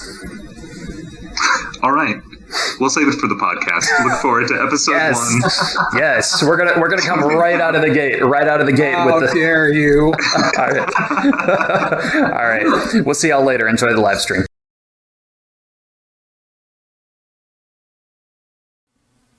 Hello, everybody. Welcome to our tabletop segment. My name is Tom, also known as Zathis. And joining me today is Nick, who you all know as Hexy, who actually helped us playtest our first stumble through of our tabletop project. Precisely.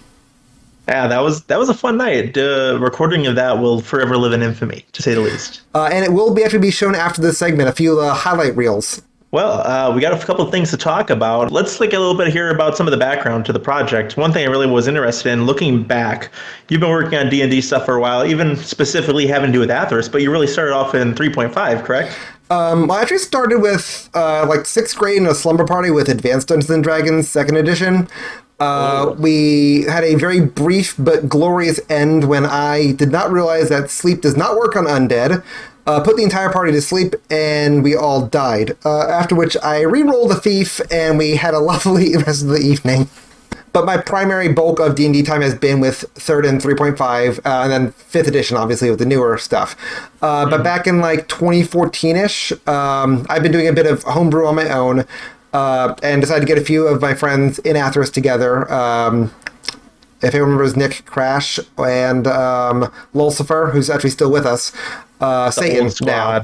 Yeah, so both of them were actually in the original 3.5 game. We had about 3 or 4 sessions before scheduling because we had 2 people East Coast, 1 person all the way on California time. And then 1 person in Europe, right? Yeah, Satan's over on Dutch time. So the scheduling kind of, the classic bane of every D&D party. Overall, it was a fun little first experience. I still have all the work from that. And then when I found out that Your Games was getting together and picking up Atherys and making it into like a headline first product, Anvil actually flagged me down and said, "Hey, we're doing this. I know you did this a while ago, and they want to do more than just Minecraft." So I kind of presented what I had from 3.5 to Taz.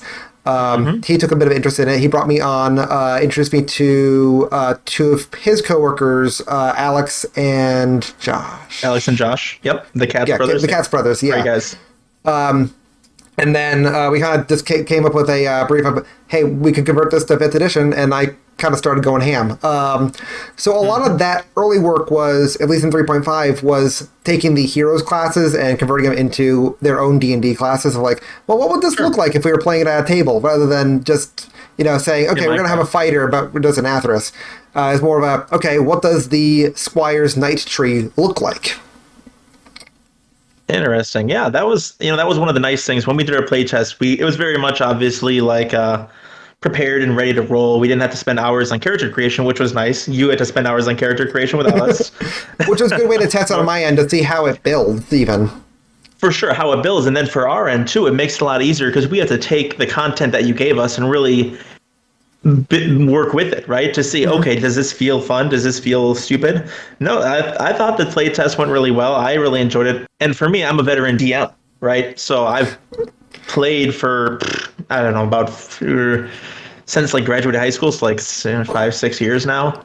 After high school, went to college, got into D&D, and I played 1 session of being in a party. And then the next session, our DM was sick, but everybody else was there, and so I ended up biting the bullet and becoming the DM, and I've been a forever DM since. I've DM'd like that specific group of friends from college for a couple of years, and that was a lot of fun. But after that, I ended up actually getting together a bunch of the mid-20s to 40-year-old bartenders that work at my family's business and getting them into their first game, sitting down during one of their, grab all the girls during one of their shifts and be like, hey, we're going to get a character creation going. We're going to get you, what do you want to play? You want to play an elf warlock? All right, you go get him, girl, right? And setting that up was a very fun experience in D&D, and that's kind of where I really get hooked on the game. So yeah, the Atherys playtest was definitely something that I think really scratched that Atherys itch while also being very much within the D&D, like kind of a more traditional D&D experience. It definitely fit them well together. And that first stumble through was going to be really helpful on the creation end, because it's like you can do all the math in your head and theory crafting all you want, but until you actually sit at a table and see what people do to it to try to, I basically told everyone, let's try to break some stuff. Yep. And that's exactly kind of the thing where I come from too, where I had a group of all power gamers. So I'm a bit of a power gamer myself. And I don't say that in a mean way necessarily, but everybody comes from playing games like Diablo, Path of Exile kind of gamers, right? So everybody really wants to get as efficient of a build as possible. So a group like that, playing Atherys D&D, a couple hours, you'd find a couple breaks in the armor for sure. But at the same time, it still felt like, especially with the way that you were DMing and like kind of the more quick and to the point style of combat, not dragging everything out and making sure everybody gets every little thing right. If you forget part of your turn, it's past, like, oh, I could have done another action surge or whatever. No, it's your turn's over. Somebody else is going. And that style of really keeping the pace moving, still, it doesn't feel too slow. But I feel like even on some of the slower paced classes, like some of your mages and your defensive classes, might even feel like a little bit more engaging than they would in like even in the Minecraft sphere, which I thought was kind of a weird juxtaposition there. So yeah, 5th edition has a lot of your action economy, it's called, versus other editions where it's a lot about your hooking up how much math can you do, and there's a lot of things. You still have your action stuff, but a lot of things is more about the mechanics and the math. While D&D 5th edition is more about the action economy and how do you make the most of your turn. So one thing I tried to do a lot with refocusing this was how do I give more people more things to do with their reactions, their bonus actions, and just feel like they've always have something to do in the combat field. It might be a case of it's a resource they need to spend to do it, but they are able to act at almost any point throughout it. And I even tried to do things like the Cutthroat has their classic despair ability from the Heroes team actually makes them vulnerable in a new condition I call Exposed, which actually lets you spend your reaction to basically gang up on an enemy that you've broken the weak point on, essentially. Another option so Jess was playing the cleric, and one of the things she was able to do was actually spend a resource pool to reduce people's damage as part of her reaction. So that even came into play. So it was a case of yes, you're playing a support class, but you're able to do things across the battlefield and in other people's turns. Yeah. That was something that was, I think, really what I was alluding to earlier is like speeding up the combat for especially the support classes. Because I feel like in classic D&D 5th edition, if you're sitting there and you're playing, your halfling cleric, and then all of a sudden you want to go ahead and you just use shillelagh and then just beat the crap out of whoever with a stick, that's really all you got. As you just do the one thing per turn, then use an action, and that's it. You just use your attack and shillelagh, and then you wait 5 minutes for everybody else to go through their turn, and then another 5 minutes for the DM to do his stuff, and you're half dead by the time you get back into your turn, and you're like, all right, what am I doing now? So I feel like having the ability to be involved in other people's turns, it goes out of just being something that the fighter can do kind of thing, and really part of just combat is a fluid, thing that you interact with rather than just waiting to interact. Yeah, it's very living. Basic D&D kind of misses that in a lot of spaces. It's kind of every class is really self-contained, and you can combo things together, like one person blinds them, one person attacks them, but comboing classes together is something that I think you see a lot more in traditional video games, but is very hard to do. It would be, I think, very fun in board games and like D&D space. I think that's also why because one of the initial ideas was, well, could we make each hero class its own archetype within an existing D&D class versus making our own classes to put out? And I think the end result was, well, if we start off with like your tier 2 as your base class, which was the general concept, then your tier 3s and 4s can become your various archetypes, and then you kind of have everything building off each other just like it does in our existing heroes trees, which is it kind of played well into our hand that's how Heroes is built. Yeah, and that's kind of it's kind of one of the weird things about Heroes nowadays is that in Minecraft we've gone away from that because the player experience for that's kind of miserable. But in D&D, where you're playing against not really against anybody except for really the DM, and you're not punishing a player like, oh hey, everybody starts pretty much at vaguely the same level. Your party starts together, you level together. You're not sitting here as a tier 1 against a tier 4. It's a lot more of a space where that kind of gameplay loop makes a lot more sense. And unlike Heroes, they can play with some things out of combat. So you got to experience a little bit of. I actually pulled this out of a. It's called the Hex Crawl. If you're familiar with that at all. Yep, so Hex Crawling, you basically have a bunch of hex grids. Your GM kind of lays out a bunch of terrain. It says, okay, this is what's here. You get to roll on a table and say, okay, every hex you're encountering this, and this on the way. It kind of makes your random encounters more. Or less random and more of a, you're going into this area, so you're going to encounter something along these lines. It's kind of like it's like making your medieval road dangerous again, sort of. So I kind of condensed that a little bit when we played, just because it didn't want to do every hex. So my goal was to basically make it a, okay, so I'm going to roll on this table. We're going to give you 2 encounters based on the distance you're traveling. And then I basically just did what did we encounter? We encountered a wondrous sight was what it said on my little table. So I kind of made that as you're traveling through the Loga Caverns and you find a little hidden grotto, a forgotten garden, and you guys got a little bit of safe passage. And then my second one I rolled was a difficult climb. That's all it said. And I'm like, okay, so you've got a cliff, multiple stages up here. You think the cultists and the Tooth Wizards are up this way here. And then... Jess goes into the rocks, and she just was like, I'm gonna just walk through the rocks. Don't mind me. But one of the really interesting things, and I know tangent here for you. Mm-hmm. One of the interesting things that I really found with playing Atherys-based characters in D&D was taking all of the content that we've had for the last 10 years of all the dumb stuff that we've gotten up to in the Minecraft sphere. And there's just so many dumb memes and inside jokes and stuff. Like the Ithery girl boss character. Like, if you know who that is, you know who that is. I'm not going to say any names, but like it's funny. Like the Atherys history being replayed out as a D&D lobby, right? Like we can just relive all the dumb stuff we did as kids in a board game. Like it's just really, it's a weird experience for sure. One thing that I thought could even be more was, at least for my tastes, and again, this wouldn't make very good for the video, but the traveling segment, that I love hex crawls. I love that kind of stuff.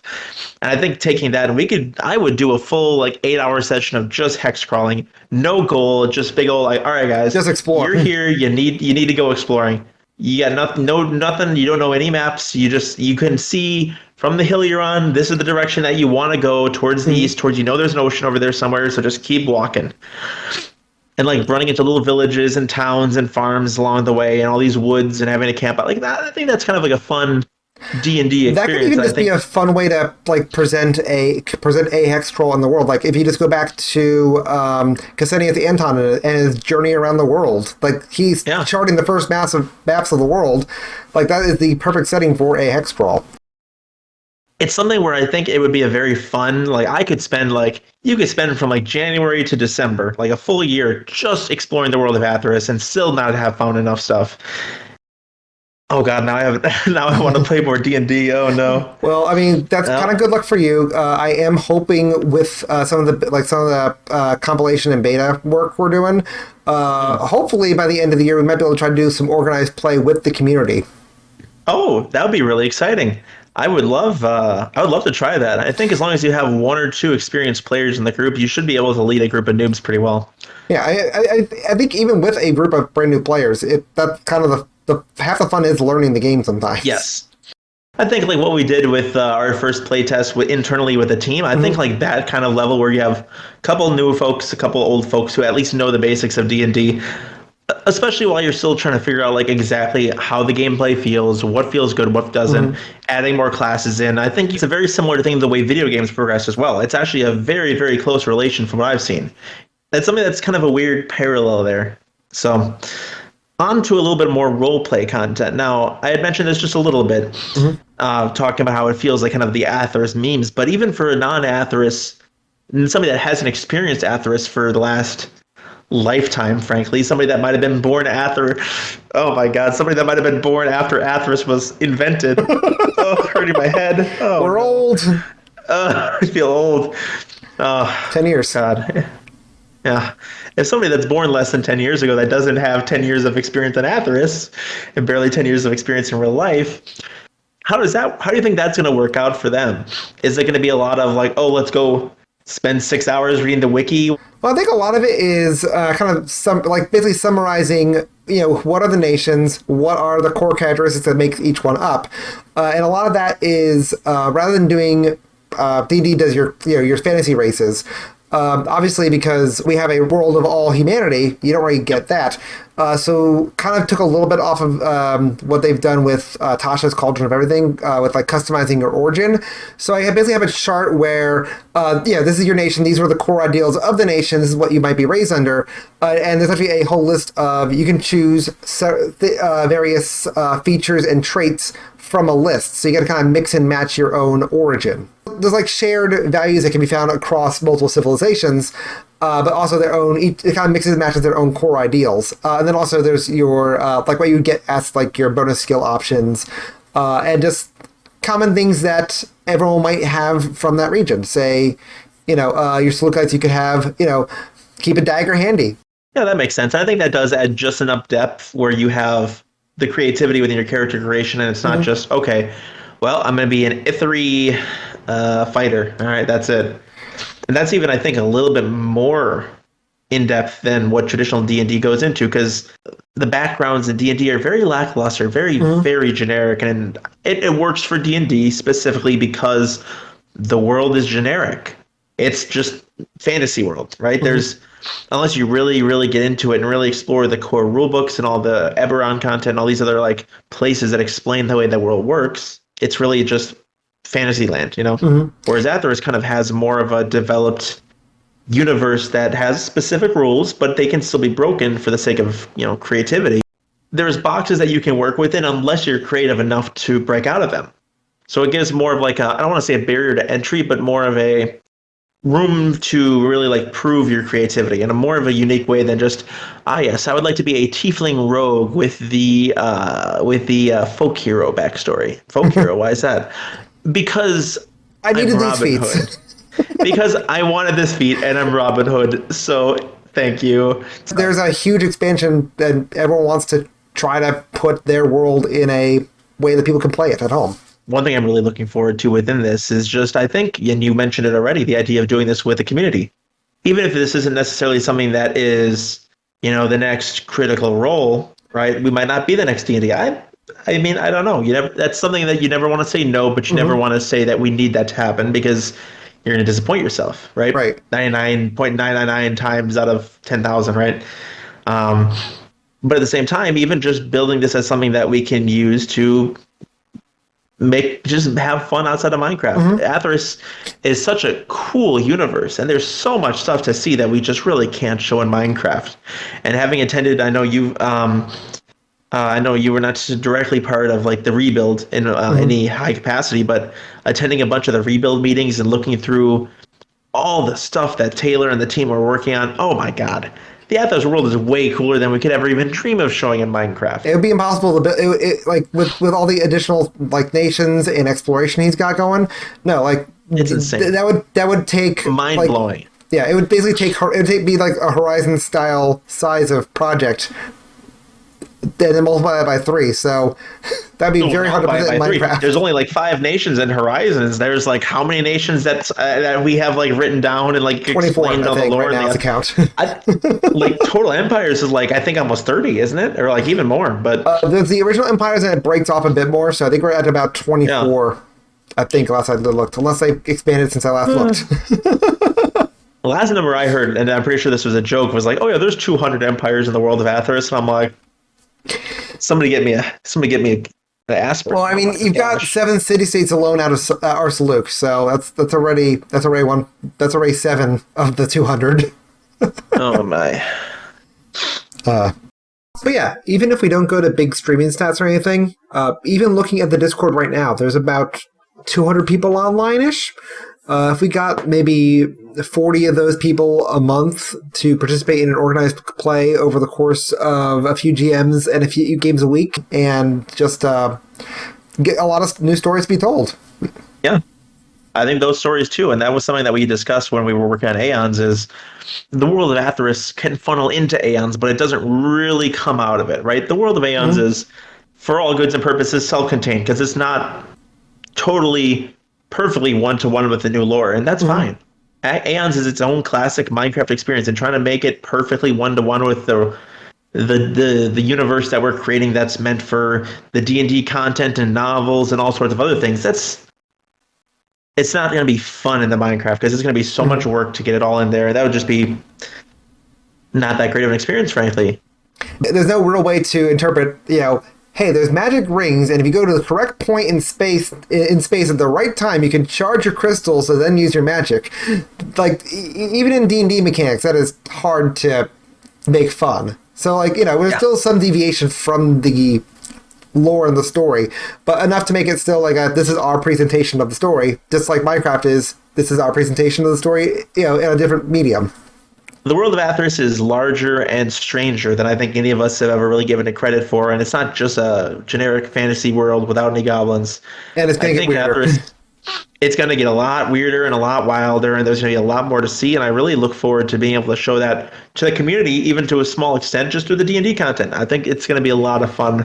So once we get this a little bit more fleshed out and we can start bringing some more community members in it, I can already think of a list of about 5 or 6 people that would be dying to get in line to play D&D. So didn't you catch some people playing D&D in the Minecraft game? Yeah, like sitting around the table in the Minecraft game playing D&D, pretending to be D&D. Yeah, they were like role playing D&D. Yeah, they were just like, I'm like, you guys good? Oh my gosh, those are some. So there's definitely a community who's excited for this stuff. We hope. All right, Tom. Well, it's been a pleasure talking with you about the D&D content we're planning. I'm really excited to get into it. Lots to look forward to, certainly, and a lot to look forward to in the near future here. Can't wait to see you DMing on some of the Atherys Discord channels. It's going to be a lot of fun. Can't wait to see you breaking my stuff. Hey, once a power gamer, always a power gamer. All right, man. It's been a pleasure talking to you. Let's get into the next segment, okay? All right. Onward and upward. All right, thank you.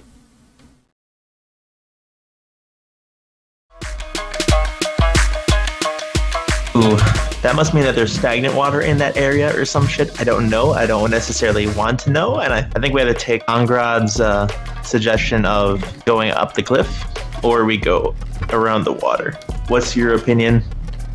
I have a question. Yes. If I melt into the stone and go up to the top, or something. That's a good use of a spell, and I'd say yes. That is a good use of a spell, Jess. Big brain. I didn't even think of that. Big brain energy.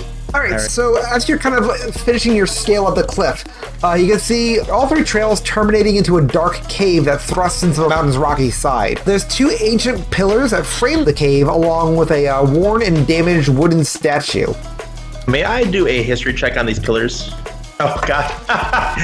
Girl boss doesn't know enough about. She's like, I don't know about this one. I will say, I'm going to say, specifically because you, with your background of being from Ithro, you've gone to this Crosswise School of Navigation, you are able to identify that the toppled statue is a figurehead, not an actual statue, like what would be on the front of a ship. Oh, interesting. Okay. What is a part of a boat doing up here? Yeah, that's what I want to know. Is there a boat in here? Guys, what if there's a lake underwater and we can go riding in a boat? Ithri do love their boats. Yeah, so Angarad, you turned on the passageway. It looks to be fairly clear. You think you hear something beyond the planks. Just give me a stealth roll.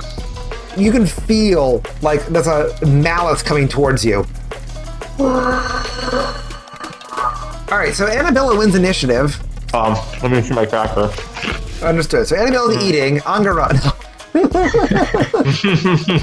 Yeah, I've got enough initiative where I think my ego is pretty high. I don't know, can I walk forward right to the other side and stand up? 10, I think probably on 15. My right side of the doorway.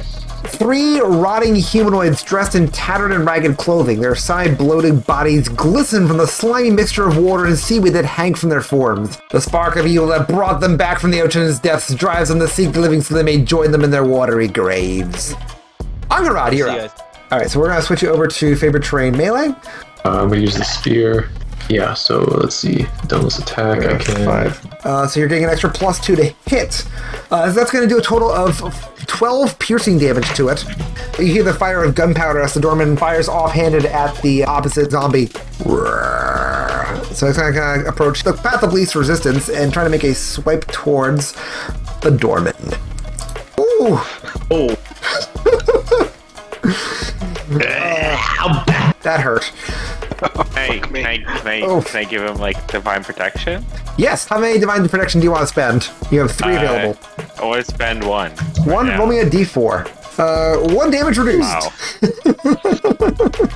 Nice. I tried to save you. I appreciate it. Callan, you're up. Okay, so the 26 definitely is going to hit it. Additionally, as the radiant damage strikes into it, so like your holy light just kind of burns it. Additionally, this one is glowing, so the next attack against it has advantage. Garrison, as a reaction, you spend points to give an AC bonus of equal size to a ally. Dorman, you're up. Help. I need to roll again, because Yeah, you're still in the drowning aura. Roll a 12, that does not save. We'll use another adrenaline point. I'm at level 2 exhaustion. I'm just gonna straight up use short sword and then another short sword again. You know, it's hilarious. It's a natural 1, but it still technically would hit. +4. It nearly slips out of his hand, but it still like hits the thing in the face. Yeah, I like that. Especially because math-wise, that's all that you only needed 9 points of damage. So like the first one slashes. Second one, you lose grip on your sword, but it flies right into its face and deals 3 piercing damage, exactly enough to kill it. And then you go up and pick it out of its face. You crit failed to get a finishing move. Holy shit, your ego is huge right now, Slice to tell. All right, Dorman, you are up. God save. Let's go. Oh, third level of exhaustion. I used adrenaline. Okay, this time. Oh, hey, you finally did it. You finally shrugged off the drowning aura. Yeah, exhaustion's no joke. We are slashing at the drowned that is standing, and we are going to shoot the drowned that is next. Ooh. Okay, I'm gonna just say your gun misfires on the natural 1. The good news is, though, 17 points of damage is pretty harmful to that guy, and it refreshed the wound counter. The bad news is, your offhand, you suddenly get the flintlock misfire, so the ballistic shoots up your arm a little bit with 3 points of ballistic damage to yourself. Woo! That's it. KS. I just KS it from the doorman. I offer you some loss in these trying times! I like as the thing goes out to reach for the doorman and it misses. I'm just like, not today.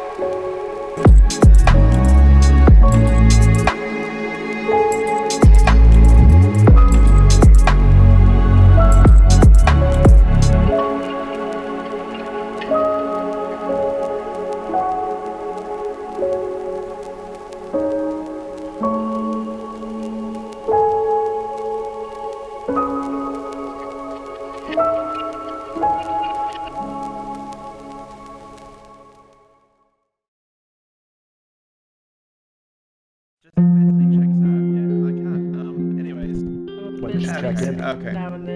Back to the topic at hand then. Everybody, look alive. So, recently, we've been having a lot of reports of things going down by the Korth camp. We need to have you three, since you've signed up, to go ahead and explore, figure out what the situation is. We haven't had any conversation or any sort of diplomatic negotiations with them for months, so we're going to find out more of what's going down on their side of the island. This mission has got to be successful. We need to find as much information as you can, do you understand? I am extremely poor. We must extort as much as we can from them. We probably should. I'm assuming a good set of armor is going to cost a pretty penny. It's probably like 200 gold a set. How much do you think we can get from him? Out of these people? Oh yeah. I believe the predetermined pay was 500 apiece. 200 just for gold. We should raise it. This might be important enough that they'll allow it. That's a conversation you can have with them. But we will have it. Let's go.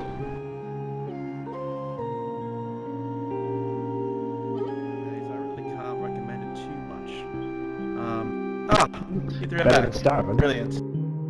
We are back. We have returned. I see coins. There are coins here. There are coins. However, I do have your direct pay ahead in my hands here. The rest of this will be yours should you complete your mission, and as agreed, a bonus. This is your upfront payment. Please use this for any provisions, stay, lodging, bribes, whatever you need it for. Again, if you need to get in contact with us, you know the usual method. But, frankly, I don't know if there's much exactly more I need to tell you. You know the mission, you know the job. Let's, gentlemen, do either of you have anything to add? I think they're prepared. We await your results. If you're prepared, we await your results, and we pray that you come back with fascinating results indeed.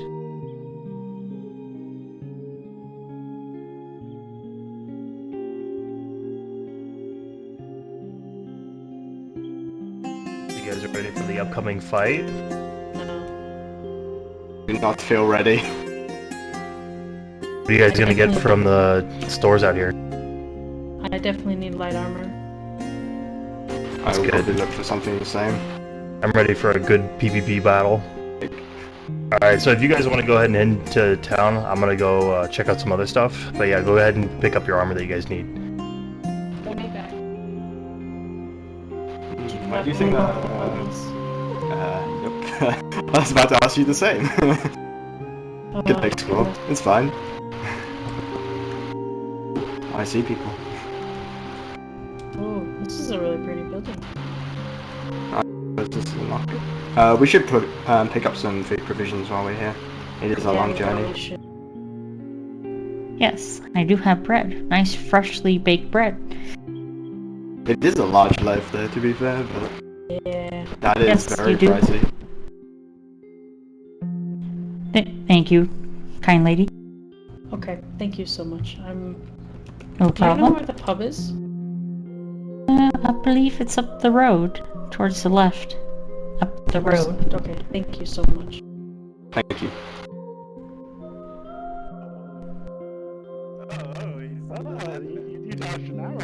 This looks promising.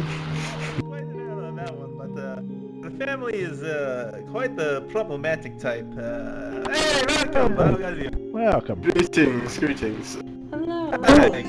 What? Can I interest you in any beverages? Yeah? No, I was actually wondering. I heard that you are selling armor here. Ah, actually, my friend here, my cousin. Yeah, whatever armor you're looking for, we can probably get you squared away. I would like some light armor. How much are your armor prices? Yeah, they're very reasonable, very reasonable. My friend here can attest. Best prices around. Cheaper than my beer. Cheaper than his beer. How much? 300 you'll be fully equipped. 200, that's very pricey. I said 300, didn't I? I don't know. The wife would be angry. 250. 225. Okay. Okay. You drive hard bargain.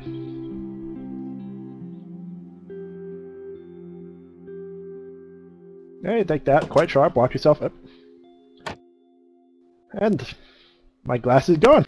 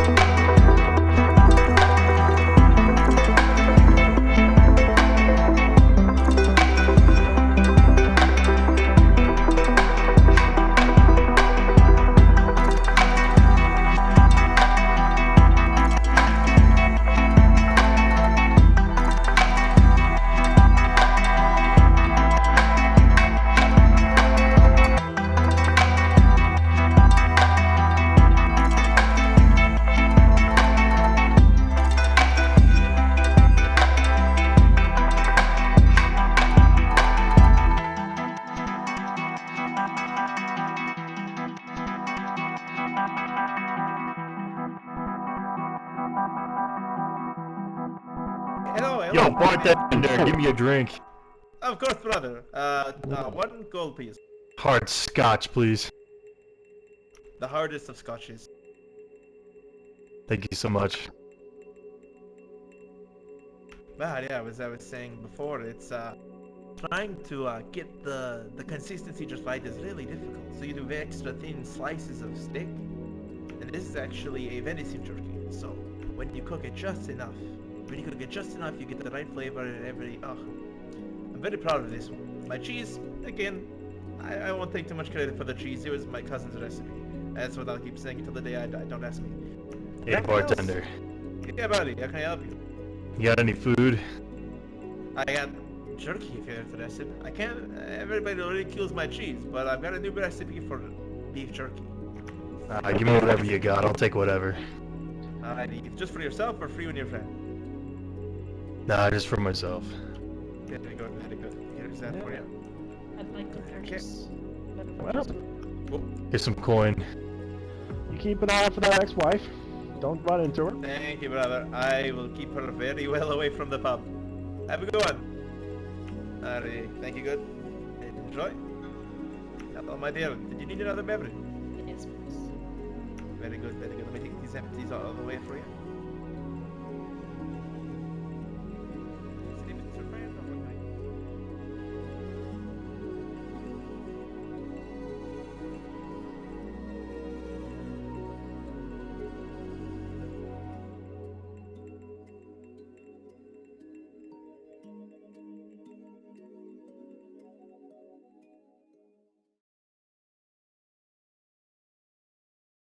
Well, well, well. We've all come full circle, haven't we? Now, some more fun talking, a little bit more Q&A stuff.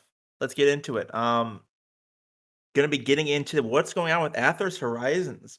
Been a long-standing project, something that's been talked about for a long time. Not necessarily the front runner of the company for a long time, but let's get into it. When did the Horizons project really begin? You guys want to get into that? Yeah. So Horizons as a project began in 2017. The idea behind it was just bringing Atherys into a modded scene. At the time, like modded brought like a whole lot of interesting stuff to it. Before a lot of it was added in vanilla. Really, it mostly began as like an airship, like wanting to have airships in Atherys. Interesting. And I see, looking at the really cool video scenes that we've seen regarding the Horizon project so far, it looks like some really unique takes on like things like the terrain and a lot of other things within the world of Atherys. Definitely. Okay. Well, then before we get into it here too much, let's let everybody introduce themselves. Daniel, I know if you want to go right ahead, get into it. Yeah, I'm Daniel Seistel, also known as. I'm the project leader for Horizons. Been working on the project since 2017 or late 2017. Yeah, I started as an artist, and I kind of got more involved with it, and now I'm here. All right. Gruesome Shesmu, also known by many other names, namely Cuddles. Go ahead, introduce yourself to the team here. Yeah, I've been kicking around for a long time since 2013 January there, in various roles back and forth. But Horizons definitely piqued my interest as being a new world to explore and build with all sorts of new features, with Conquest Reforged and potential for airships. Those ideas really brought me into the server. Excellent. Fluffy, do you want to give a little introduction? Yeah. I'm call me Fluffy or just Fluffy. I joined the build team around 2019 and have been here ever since and worked a lot on the capitals. Very cool, very cool. And Finster, thanks for joining in with me here. You want to give a little introduction of yourself?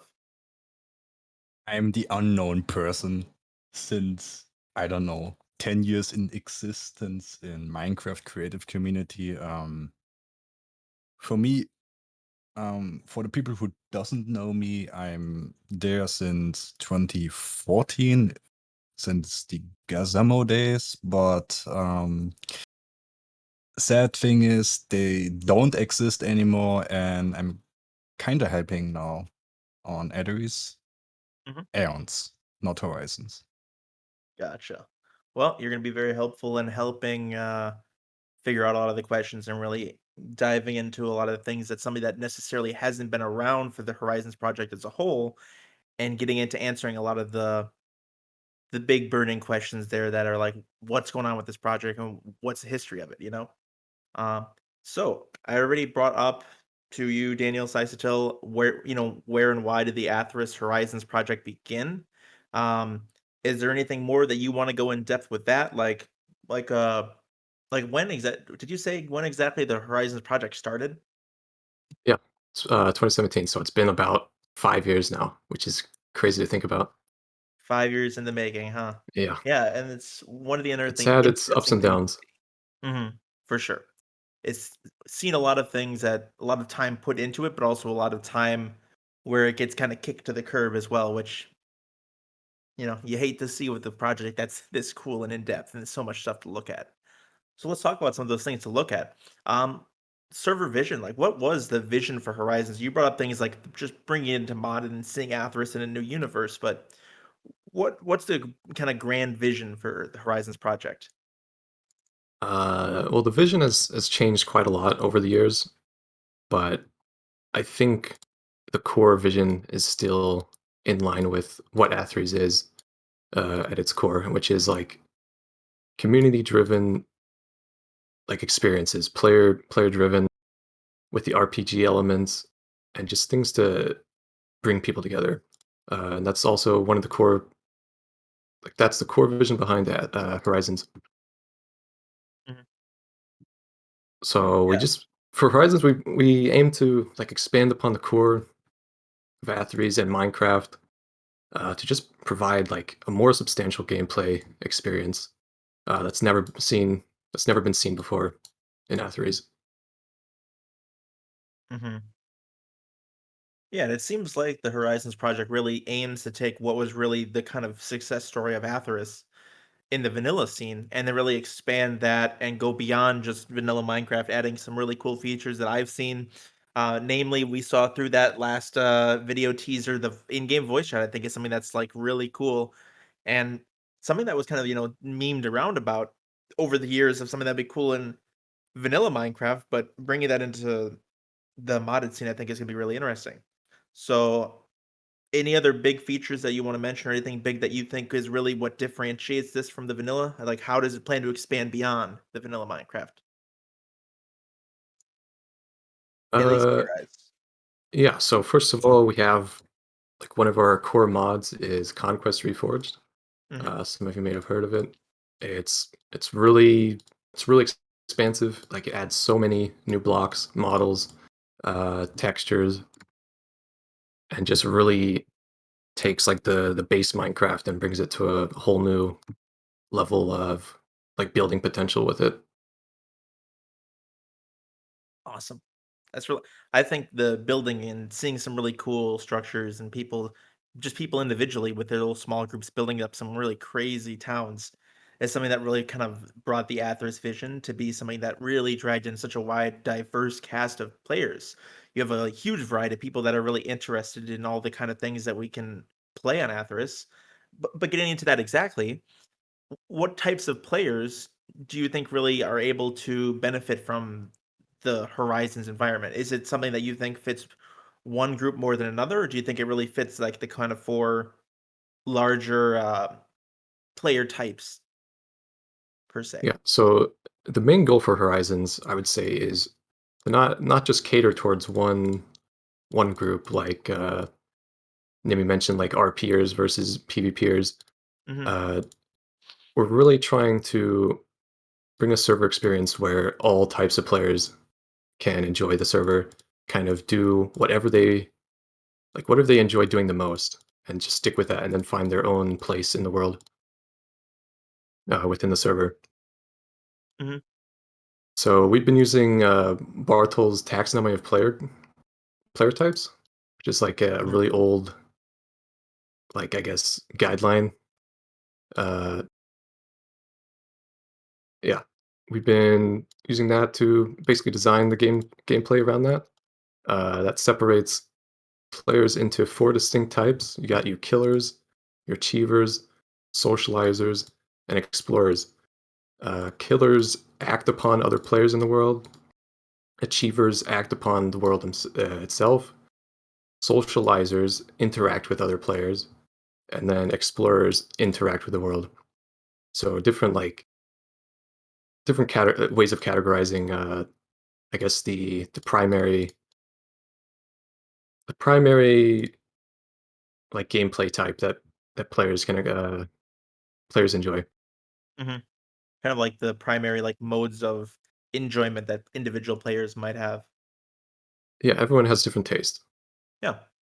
And I think that with that in mind, I think it's really looking forward to seeing how the Horizons project and the upcoming beta can really answer the call per se to figure out what is really good with Horizons and maybe even what we could do more of. I think we saw a lot of that with the Aeons project. We talked about that for quite a while already. So I won't get too much into details on there, but let's look. We've seen some, we've already brought up some of the build things. I know, Finster, you've been part of the Gasmo build team for ages. What are, if anybody wants to talk about, what are some of the builds that we are going to be seeing both on the Horizons beta and the server as a whole? So on the Horizons beta, it features a island just currently called Solitaire, which takes 3 nations from Horizons that players can learn about and play in. And there's 3 basically spokes on that island, where each of those spokes is somewhat like one of the nations in Horizons, as far as the land goes. Then in the center of all of that, there's a central PvP, PvE zone with different locations for players to explore and level in. But then on Horizons itself, it's kind of a backward sea centered around a large PvP zone, just like on Solitaire. Solitaire's the testing spot for all these features. Kind of like a bit of a watered down version of what Horizons really is as a whole, correct? Yeah, like a much smaller scale. Scale down to allow, and I presume since that's going to be the map for the beta, as well as I think off of, you mentioned one time that it also having to do with the like a public test server environment later. Yeah, the map's completely different, but it's Mhm. kind of the same. Not really. Actually, no, not really. But it Yeah, aims to give a condensed version of what the Horizons experience as a whole is. yeah. Previously, like during the alpha, really all it was just the combat. Mhm. Combat. I mean, we tried to have towns on there, but we did a not so great job at trying to implement that at the Mhm. time. But this beta will basically expand. Like it just offers the entire scope of Horizons, but on a much smaller scale that we can use to expand upon and develop into the full release. Excellent. And then sorry for interrupting you, but Cuddles, if you want to go ahead, you were saying talking about all the capitals and all the other things that are going to be on the Horizons mainland then. Yeah, so where Solitaire is a small analogy to what Horizons will be. Horizons will feature 5 new nations, and each of them has a fully fleshed out capital. And then near the central PvP area, there'll be frontier towns, which act as a central hub before venturing out into that wasteland. And also different NPC towns around the world that would feature quests and whatnot. And then, of course, players can build their own towns throughout the world as well, right? Yes, absolutely, with the Atherys Towns Very plugin. excellent. And that's Within totally... Go ahead. the PvP PvE region, players won't be able to build towns or break blocks or anything. It's strictly like just an adventure zone that can house dungeons, like quests, things to explore, stuff like that. So kind of like the RuneScape wilderness almost in a way there, right? Sort Kind of. like a deadland zone where everything and everyone wants to kill you. I would say it's kind of similar to Windcraft. Okay. That kind of experience. Mhm. If anyone has played that. Minecraft with PvP on. Yeah. Yeah. More PvP focused. It's very dangerous to go in that area, Interesting. but it's also very rewarding.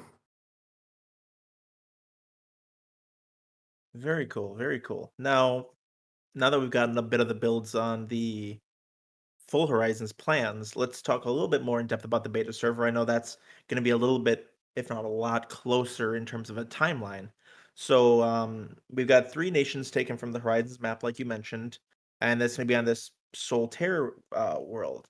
Now, is that going to be something where it's just a scaled down version of the map, or is it going to be a little bit simplified, or what? How does that look necessarily? It's a completely new map. It's Mhm. 5K by 5K, so quite a bit smaller than the Full Horizons map.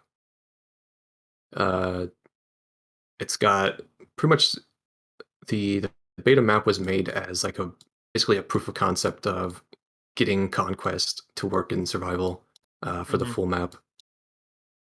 So a lot of the block palettes and like the underground and everything will be similar to the full map.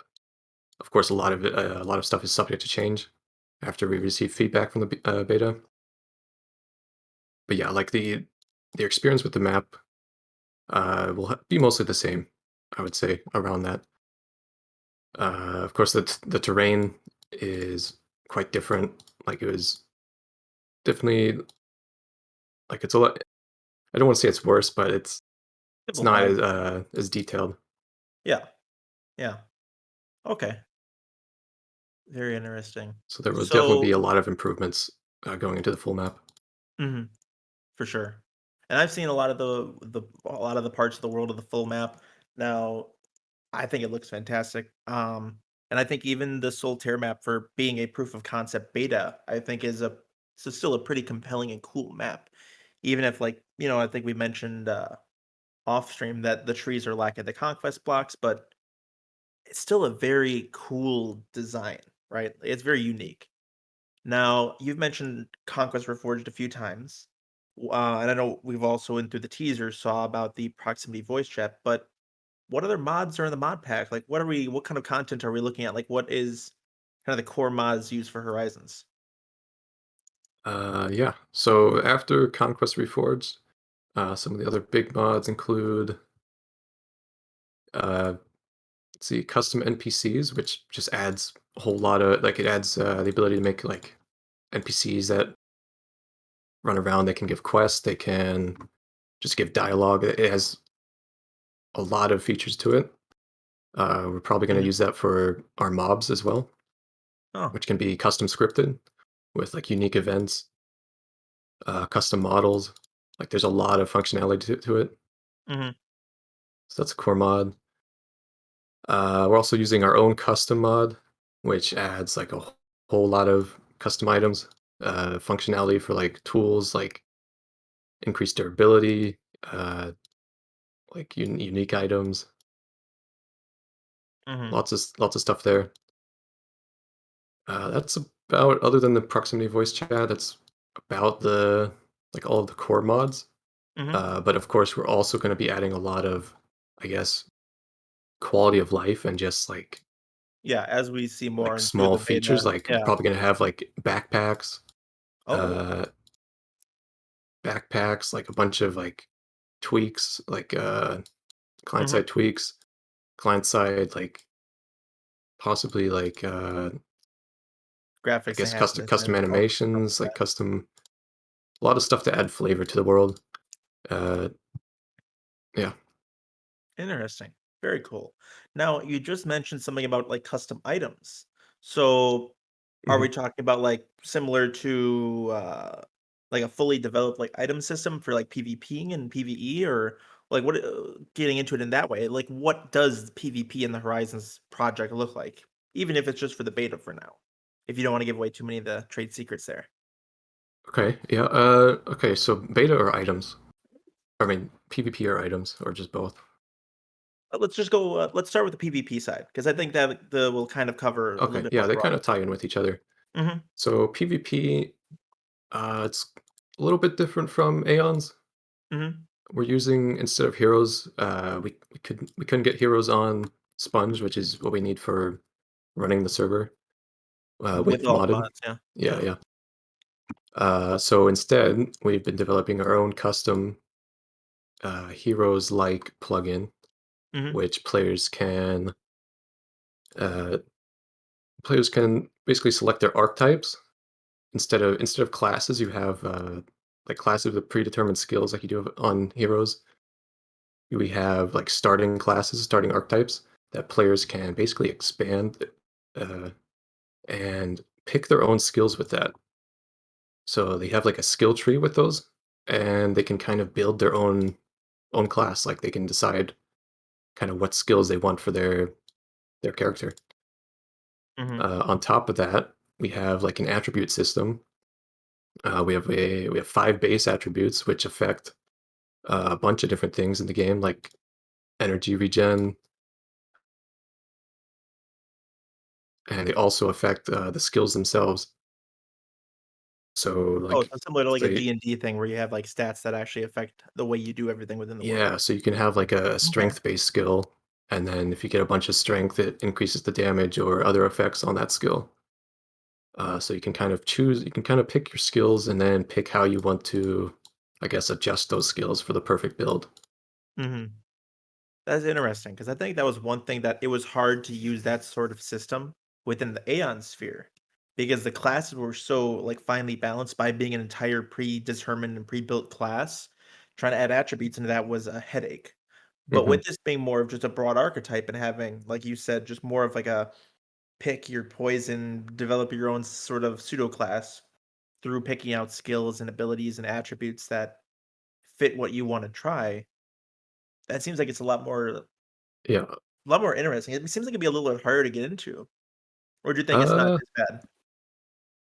I think it's pretty like with the right guides, it's pretty simple to get into, but I would say it also has like a higher like Skill I'd say ceiling. the learning curve is pretty low, but it has a lot of depth to it, so it has like a higher ceiling to it.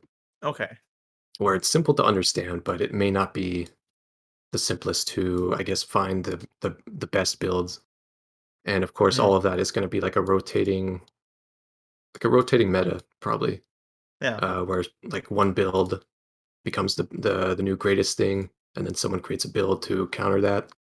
Uh, a lot of the balance has been created from like the ground up, designed from the ground up to have sort of like a rock paper scissors uh, design to it.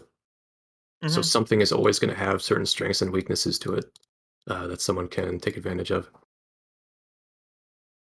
But yeah, overall, I would say the combat system is just provides a lot of in-depth possibilities for players to explore and kind of experiment with, Huh. Very while at the cool. same time keeping in kind of the same line that Atherys has always had with the classes. Yeah, for sure. Um, Now I know we mentioned there being specific PvP areas, so I just wanted to touch on that really quickly. What is like kind of the system there to incentivize PvP outside of just having a designated PvP area? Is there like how a raid's gonna work? Or am I gonna be getting permanently rogue raided every 5 minutes, or is there gonna be a little bit of is there gonna be a little bit more like infrastructure to that? Yeah, so I think one of the big issues that kind of plagued past iterations of Atherys is there wasn't a whole lot of game mechanics to facilitate like meaningful PvP. So a lot of it kind of revolved around, I guess, players setting up their own fights, and other than that, you just kind of had like raiding other people's towns out of nowhere, or rogue raiding or whatever, which uh like wasn't the most like it's not the most fun, I guess, for the people involved.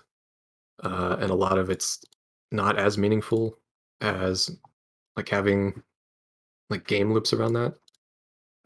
So for Horizons, we kind of took another look at, I guess, the PvP scene, and we're trying to find ways to, I guess, take a lot of the PvP away from player towns and into like meaningful areas that players can fight over and have meaningful rewards. So that kind of ties into the PvP PvE area we were talking about, and within that area you have what are we calling battlegrounds, where they're kind of like conquest points that Nimi mentioned earlier. They're capture and hold control points that when captured, they give rewards to individuals who participate in it, as well as your nation through like basically a point system where your individuals can accrue points and then have milestones that give upgrades or item rewards or stuff on certain thresholds and milestones. And then we're going to have a point system for nations as well, so they can compete and gain points to unlock other milestones. And the milestones are kind of arbitrary, where we kind of set them up to be whatever. Like they can be really anything. Like maybe their nation unlocks new builds or a new dungeon, or they get to decide like the next update or Cool. stuff like that. All right. That's really cool. So moving away from the PvP content, I think there's a lot of other things that I think, Finn, you had a question that you wanted to ask specifically to the build team, correct? Yeah, sure. So I saw already in the chat there was someone saying if they will be able to build in Horizons, and there will be now the question: how does Conquest Forge Reforge work, and in terms of blocks and buildings, because Conquest does have, I don't know, thousands of blocks, right? So yeah, Conquest is a very it's a mod that was very vastly designed for builders, and it adds thousands of blocks. Like, it's kind of ridiculous to the point of how much detail you can put into your builds. There's from like new foliage to new like materials. There's a lot more creative expression that you can put into your towns, but also like a very big, I would say, potential learning curve to like getting as much detail as possible. Like, as a build team member myself, like, I am still learning new things about Conquest. There are tons of blocks. There's new variety of blocks. Like, you can have vertical slabs, archways, and special walls, and like every block, most of them I would say, have different variants of them, as well as any block shape that's in vanilla Minecraft. The block shape from like the Ender Dragon egg to fences, that will be in Conquest in the form of blocks, and it's a big like undertaking. And not only that, there's a lot more interior detailing blocks, such as like tables, chairs that you can like sit on, even like plates. It's a very big thing to learn, but like once you learn how to build in this style, it's very satisfying and very fun to build, especially with like, again, how much expression and how much variety you can put into your builds. And a big thing that you can even like build in Conquest right now, there's a Atherys build like server for Conquest Reforged. It should be a creative plot server. And one thing like I had to get kind of used to to actually give some context, is the texture pack. It's going to be all custom. It's the Conquest texture pack, which has 32 by 32 connected textures if you download Optifine. And I'd highly recommend it because it enhances the builds quite a bit. And there's a lot of, and like almost every single block has a connected texture, which not only makes it feel more immersive, but also like can enhance overall the experience while in the world. So it's a lot more immersive and a lot more realistic. And Very cool. should be good. Very, very cool. So now we've heard a lot about the gameplay of what Horizons is looking to do. What's hey Systel, what's the deal with the beta? Is there how's the beta gonna work? When's it gonna release? What do you got? Hey. Yeah, so the beta is something we've been working on for quite some time now. Pretty much ever since the closing of the alpha server. Mhm. It's been worked on and off, and we've made a lot of headway recently these past few months. And I would say we're finally at a point where we're happy where everything is together. And we have like all the core features that we need in Mhm. one place, and we figured out how to actually make it all work. Yeah. So, what was the rest of the So question? yeah, so then we don't have a specific date, I presume. It's more of a rough time estimate. What are you thinking time estimate wise? We thinking like I would tomorrow say or like next within the year? month of I would say within the month of June. So next month, Oh, okay. yeah, pretty soon. Uh, the beta is actually going to have two stages to it. It's going to have first the initial stage, which is basically like we're going to select a low number of players, and it's basically like the closed alpha side of it, where we're going to Okay. select players to basically test for any critical bugs, make sure everything's working well. And then after that, that's going to run for like 1 to 2 weeks, Okay. depending on how much we need fixing at that point. And then after that, everything's going to get wiped.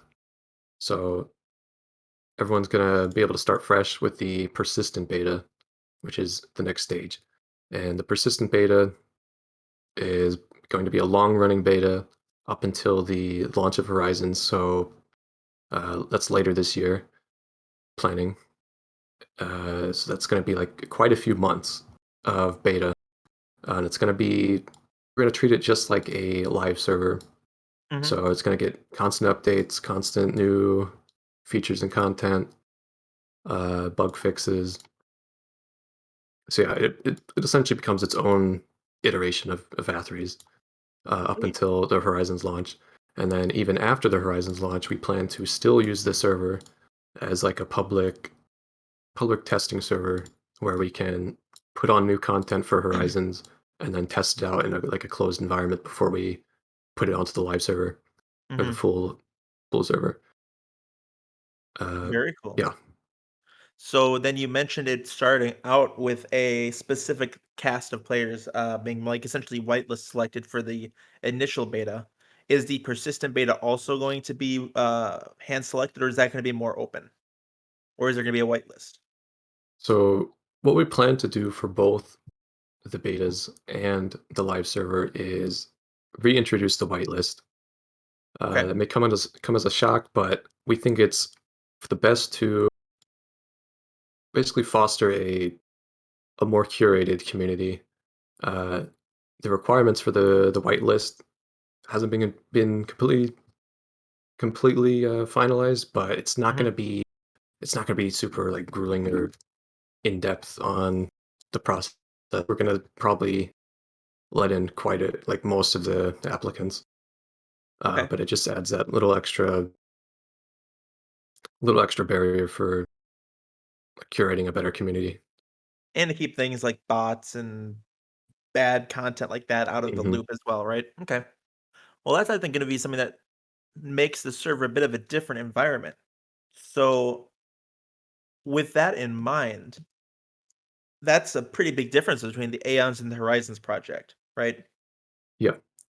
Um, what other and I know this has been kind of like a running joke of, "Oh, yeah, Horizons is just Atherys 2.0 or just Aeons but better."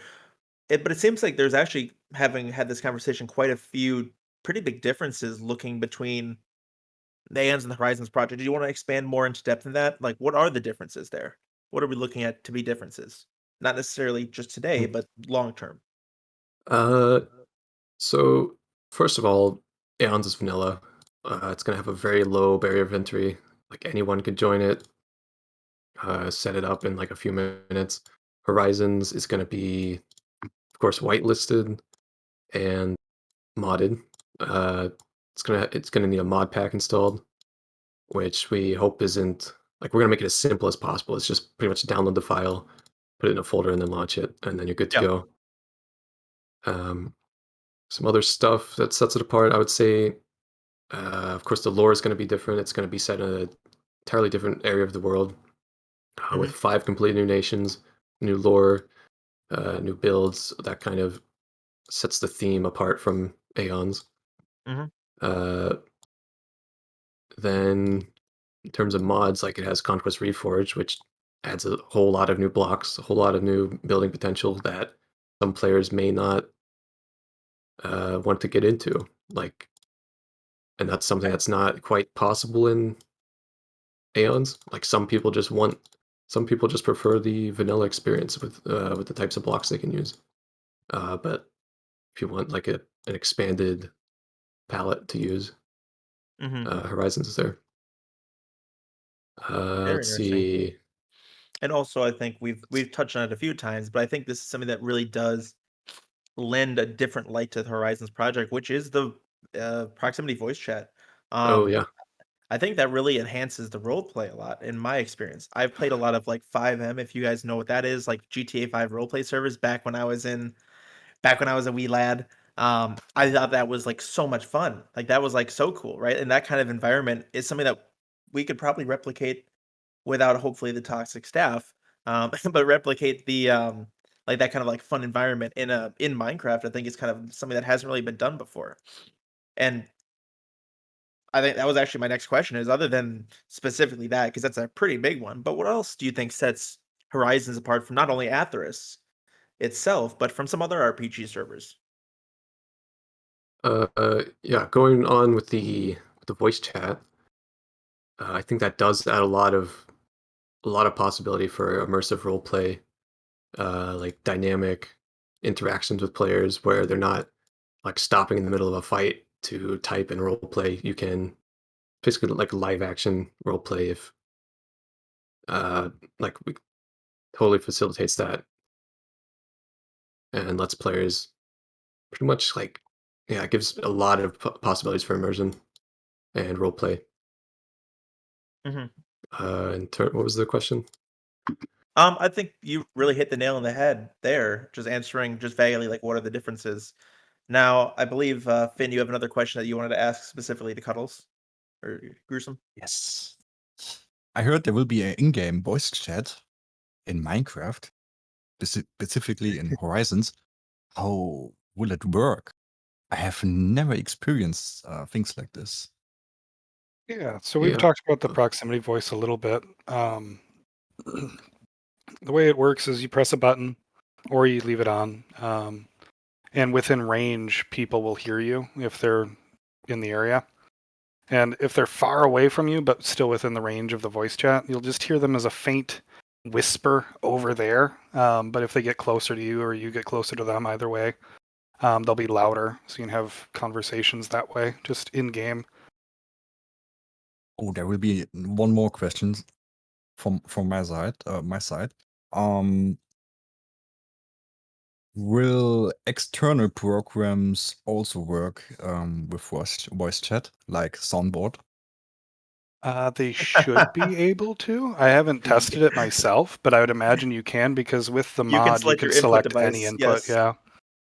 Yes, it definitely Amazing. soundboards work. When we were Finn, when we were doing some testing, I remember I was soundboard spamming. I don't remember what the song was. It was like some Sabaton song. We were just soundboard spamming that, and it was just the funniest thing. I think Sean kicked me from the server like twice for it. Um, oh man, that's But fun. there is no rule against soundboards, right? I don't think there's any rules set in stone yet. Actually, good question. Still Cuddles, Fluffy, and if you guys have a rule list yet?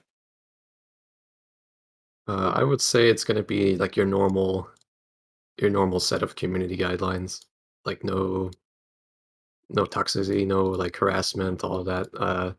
I think the policy we're going to have is unless it's recorded, we can't do anything about it. So just be aware. Like record your interactions if you think someone is doing anything wrong, and then we Definitely can that. appropriately moderate that. So less of a he said, she said, and we want to kind of foster Yeah. more of a, hey, I have evidence of this person doing mhm. something naughty. Here's what they did. Here's why I'm upset about it. And here's what I want you to do. Or here's, go ahead and do what you need to do about it. Okay. Everybody start downloading Shadowplay quick.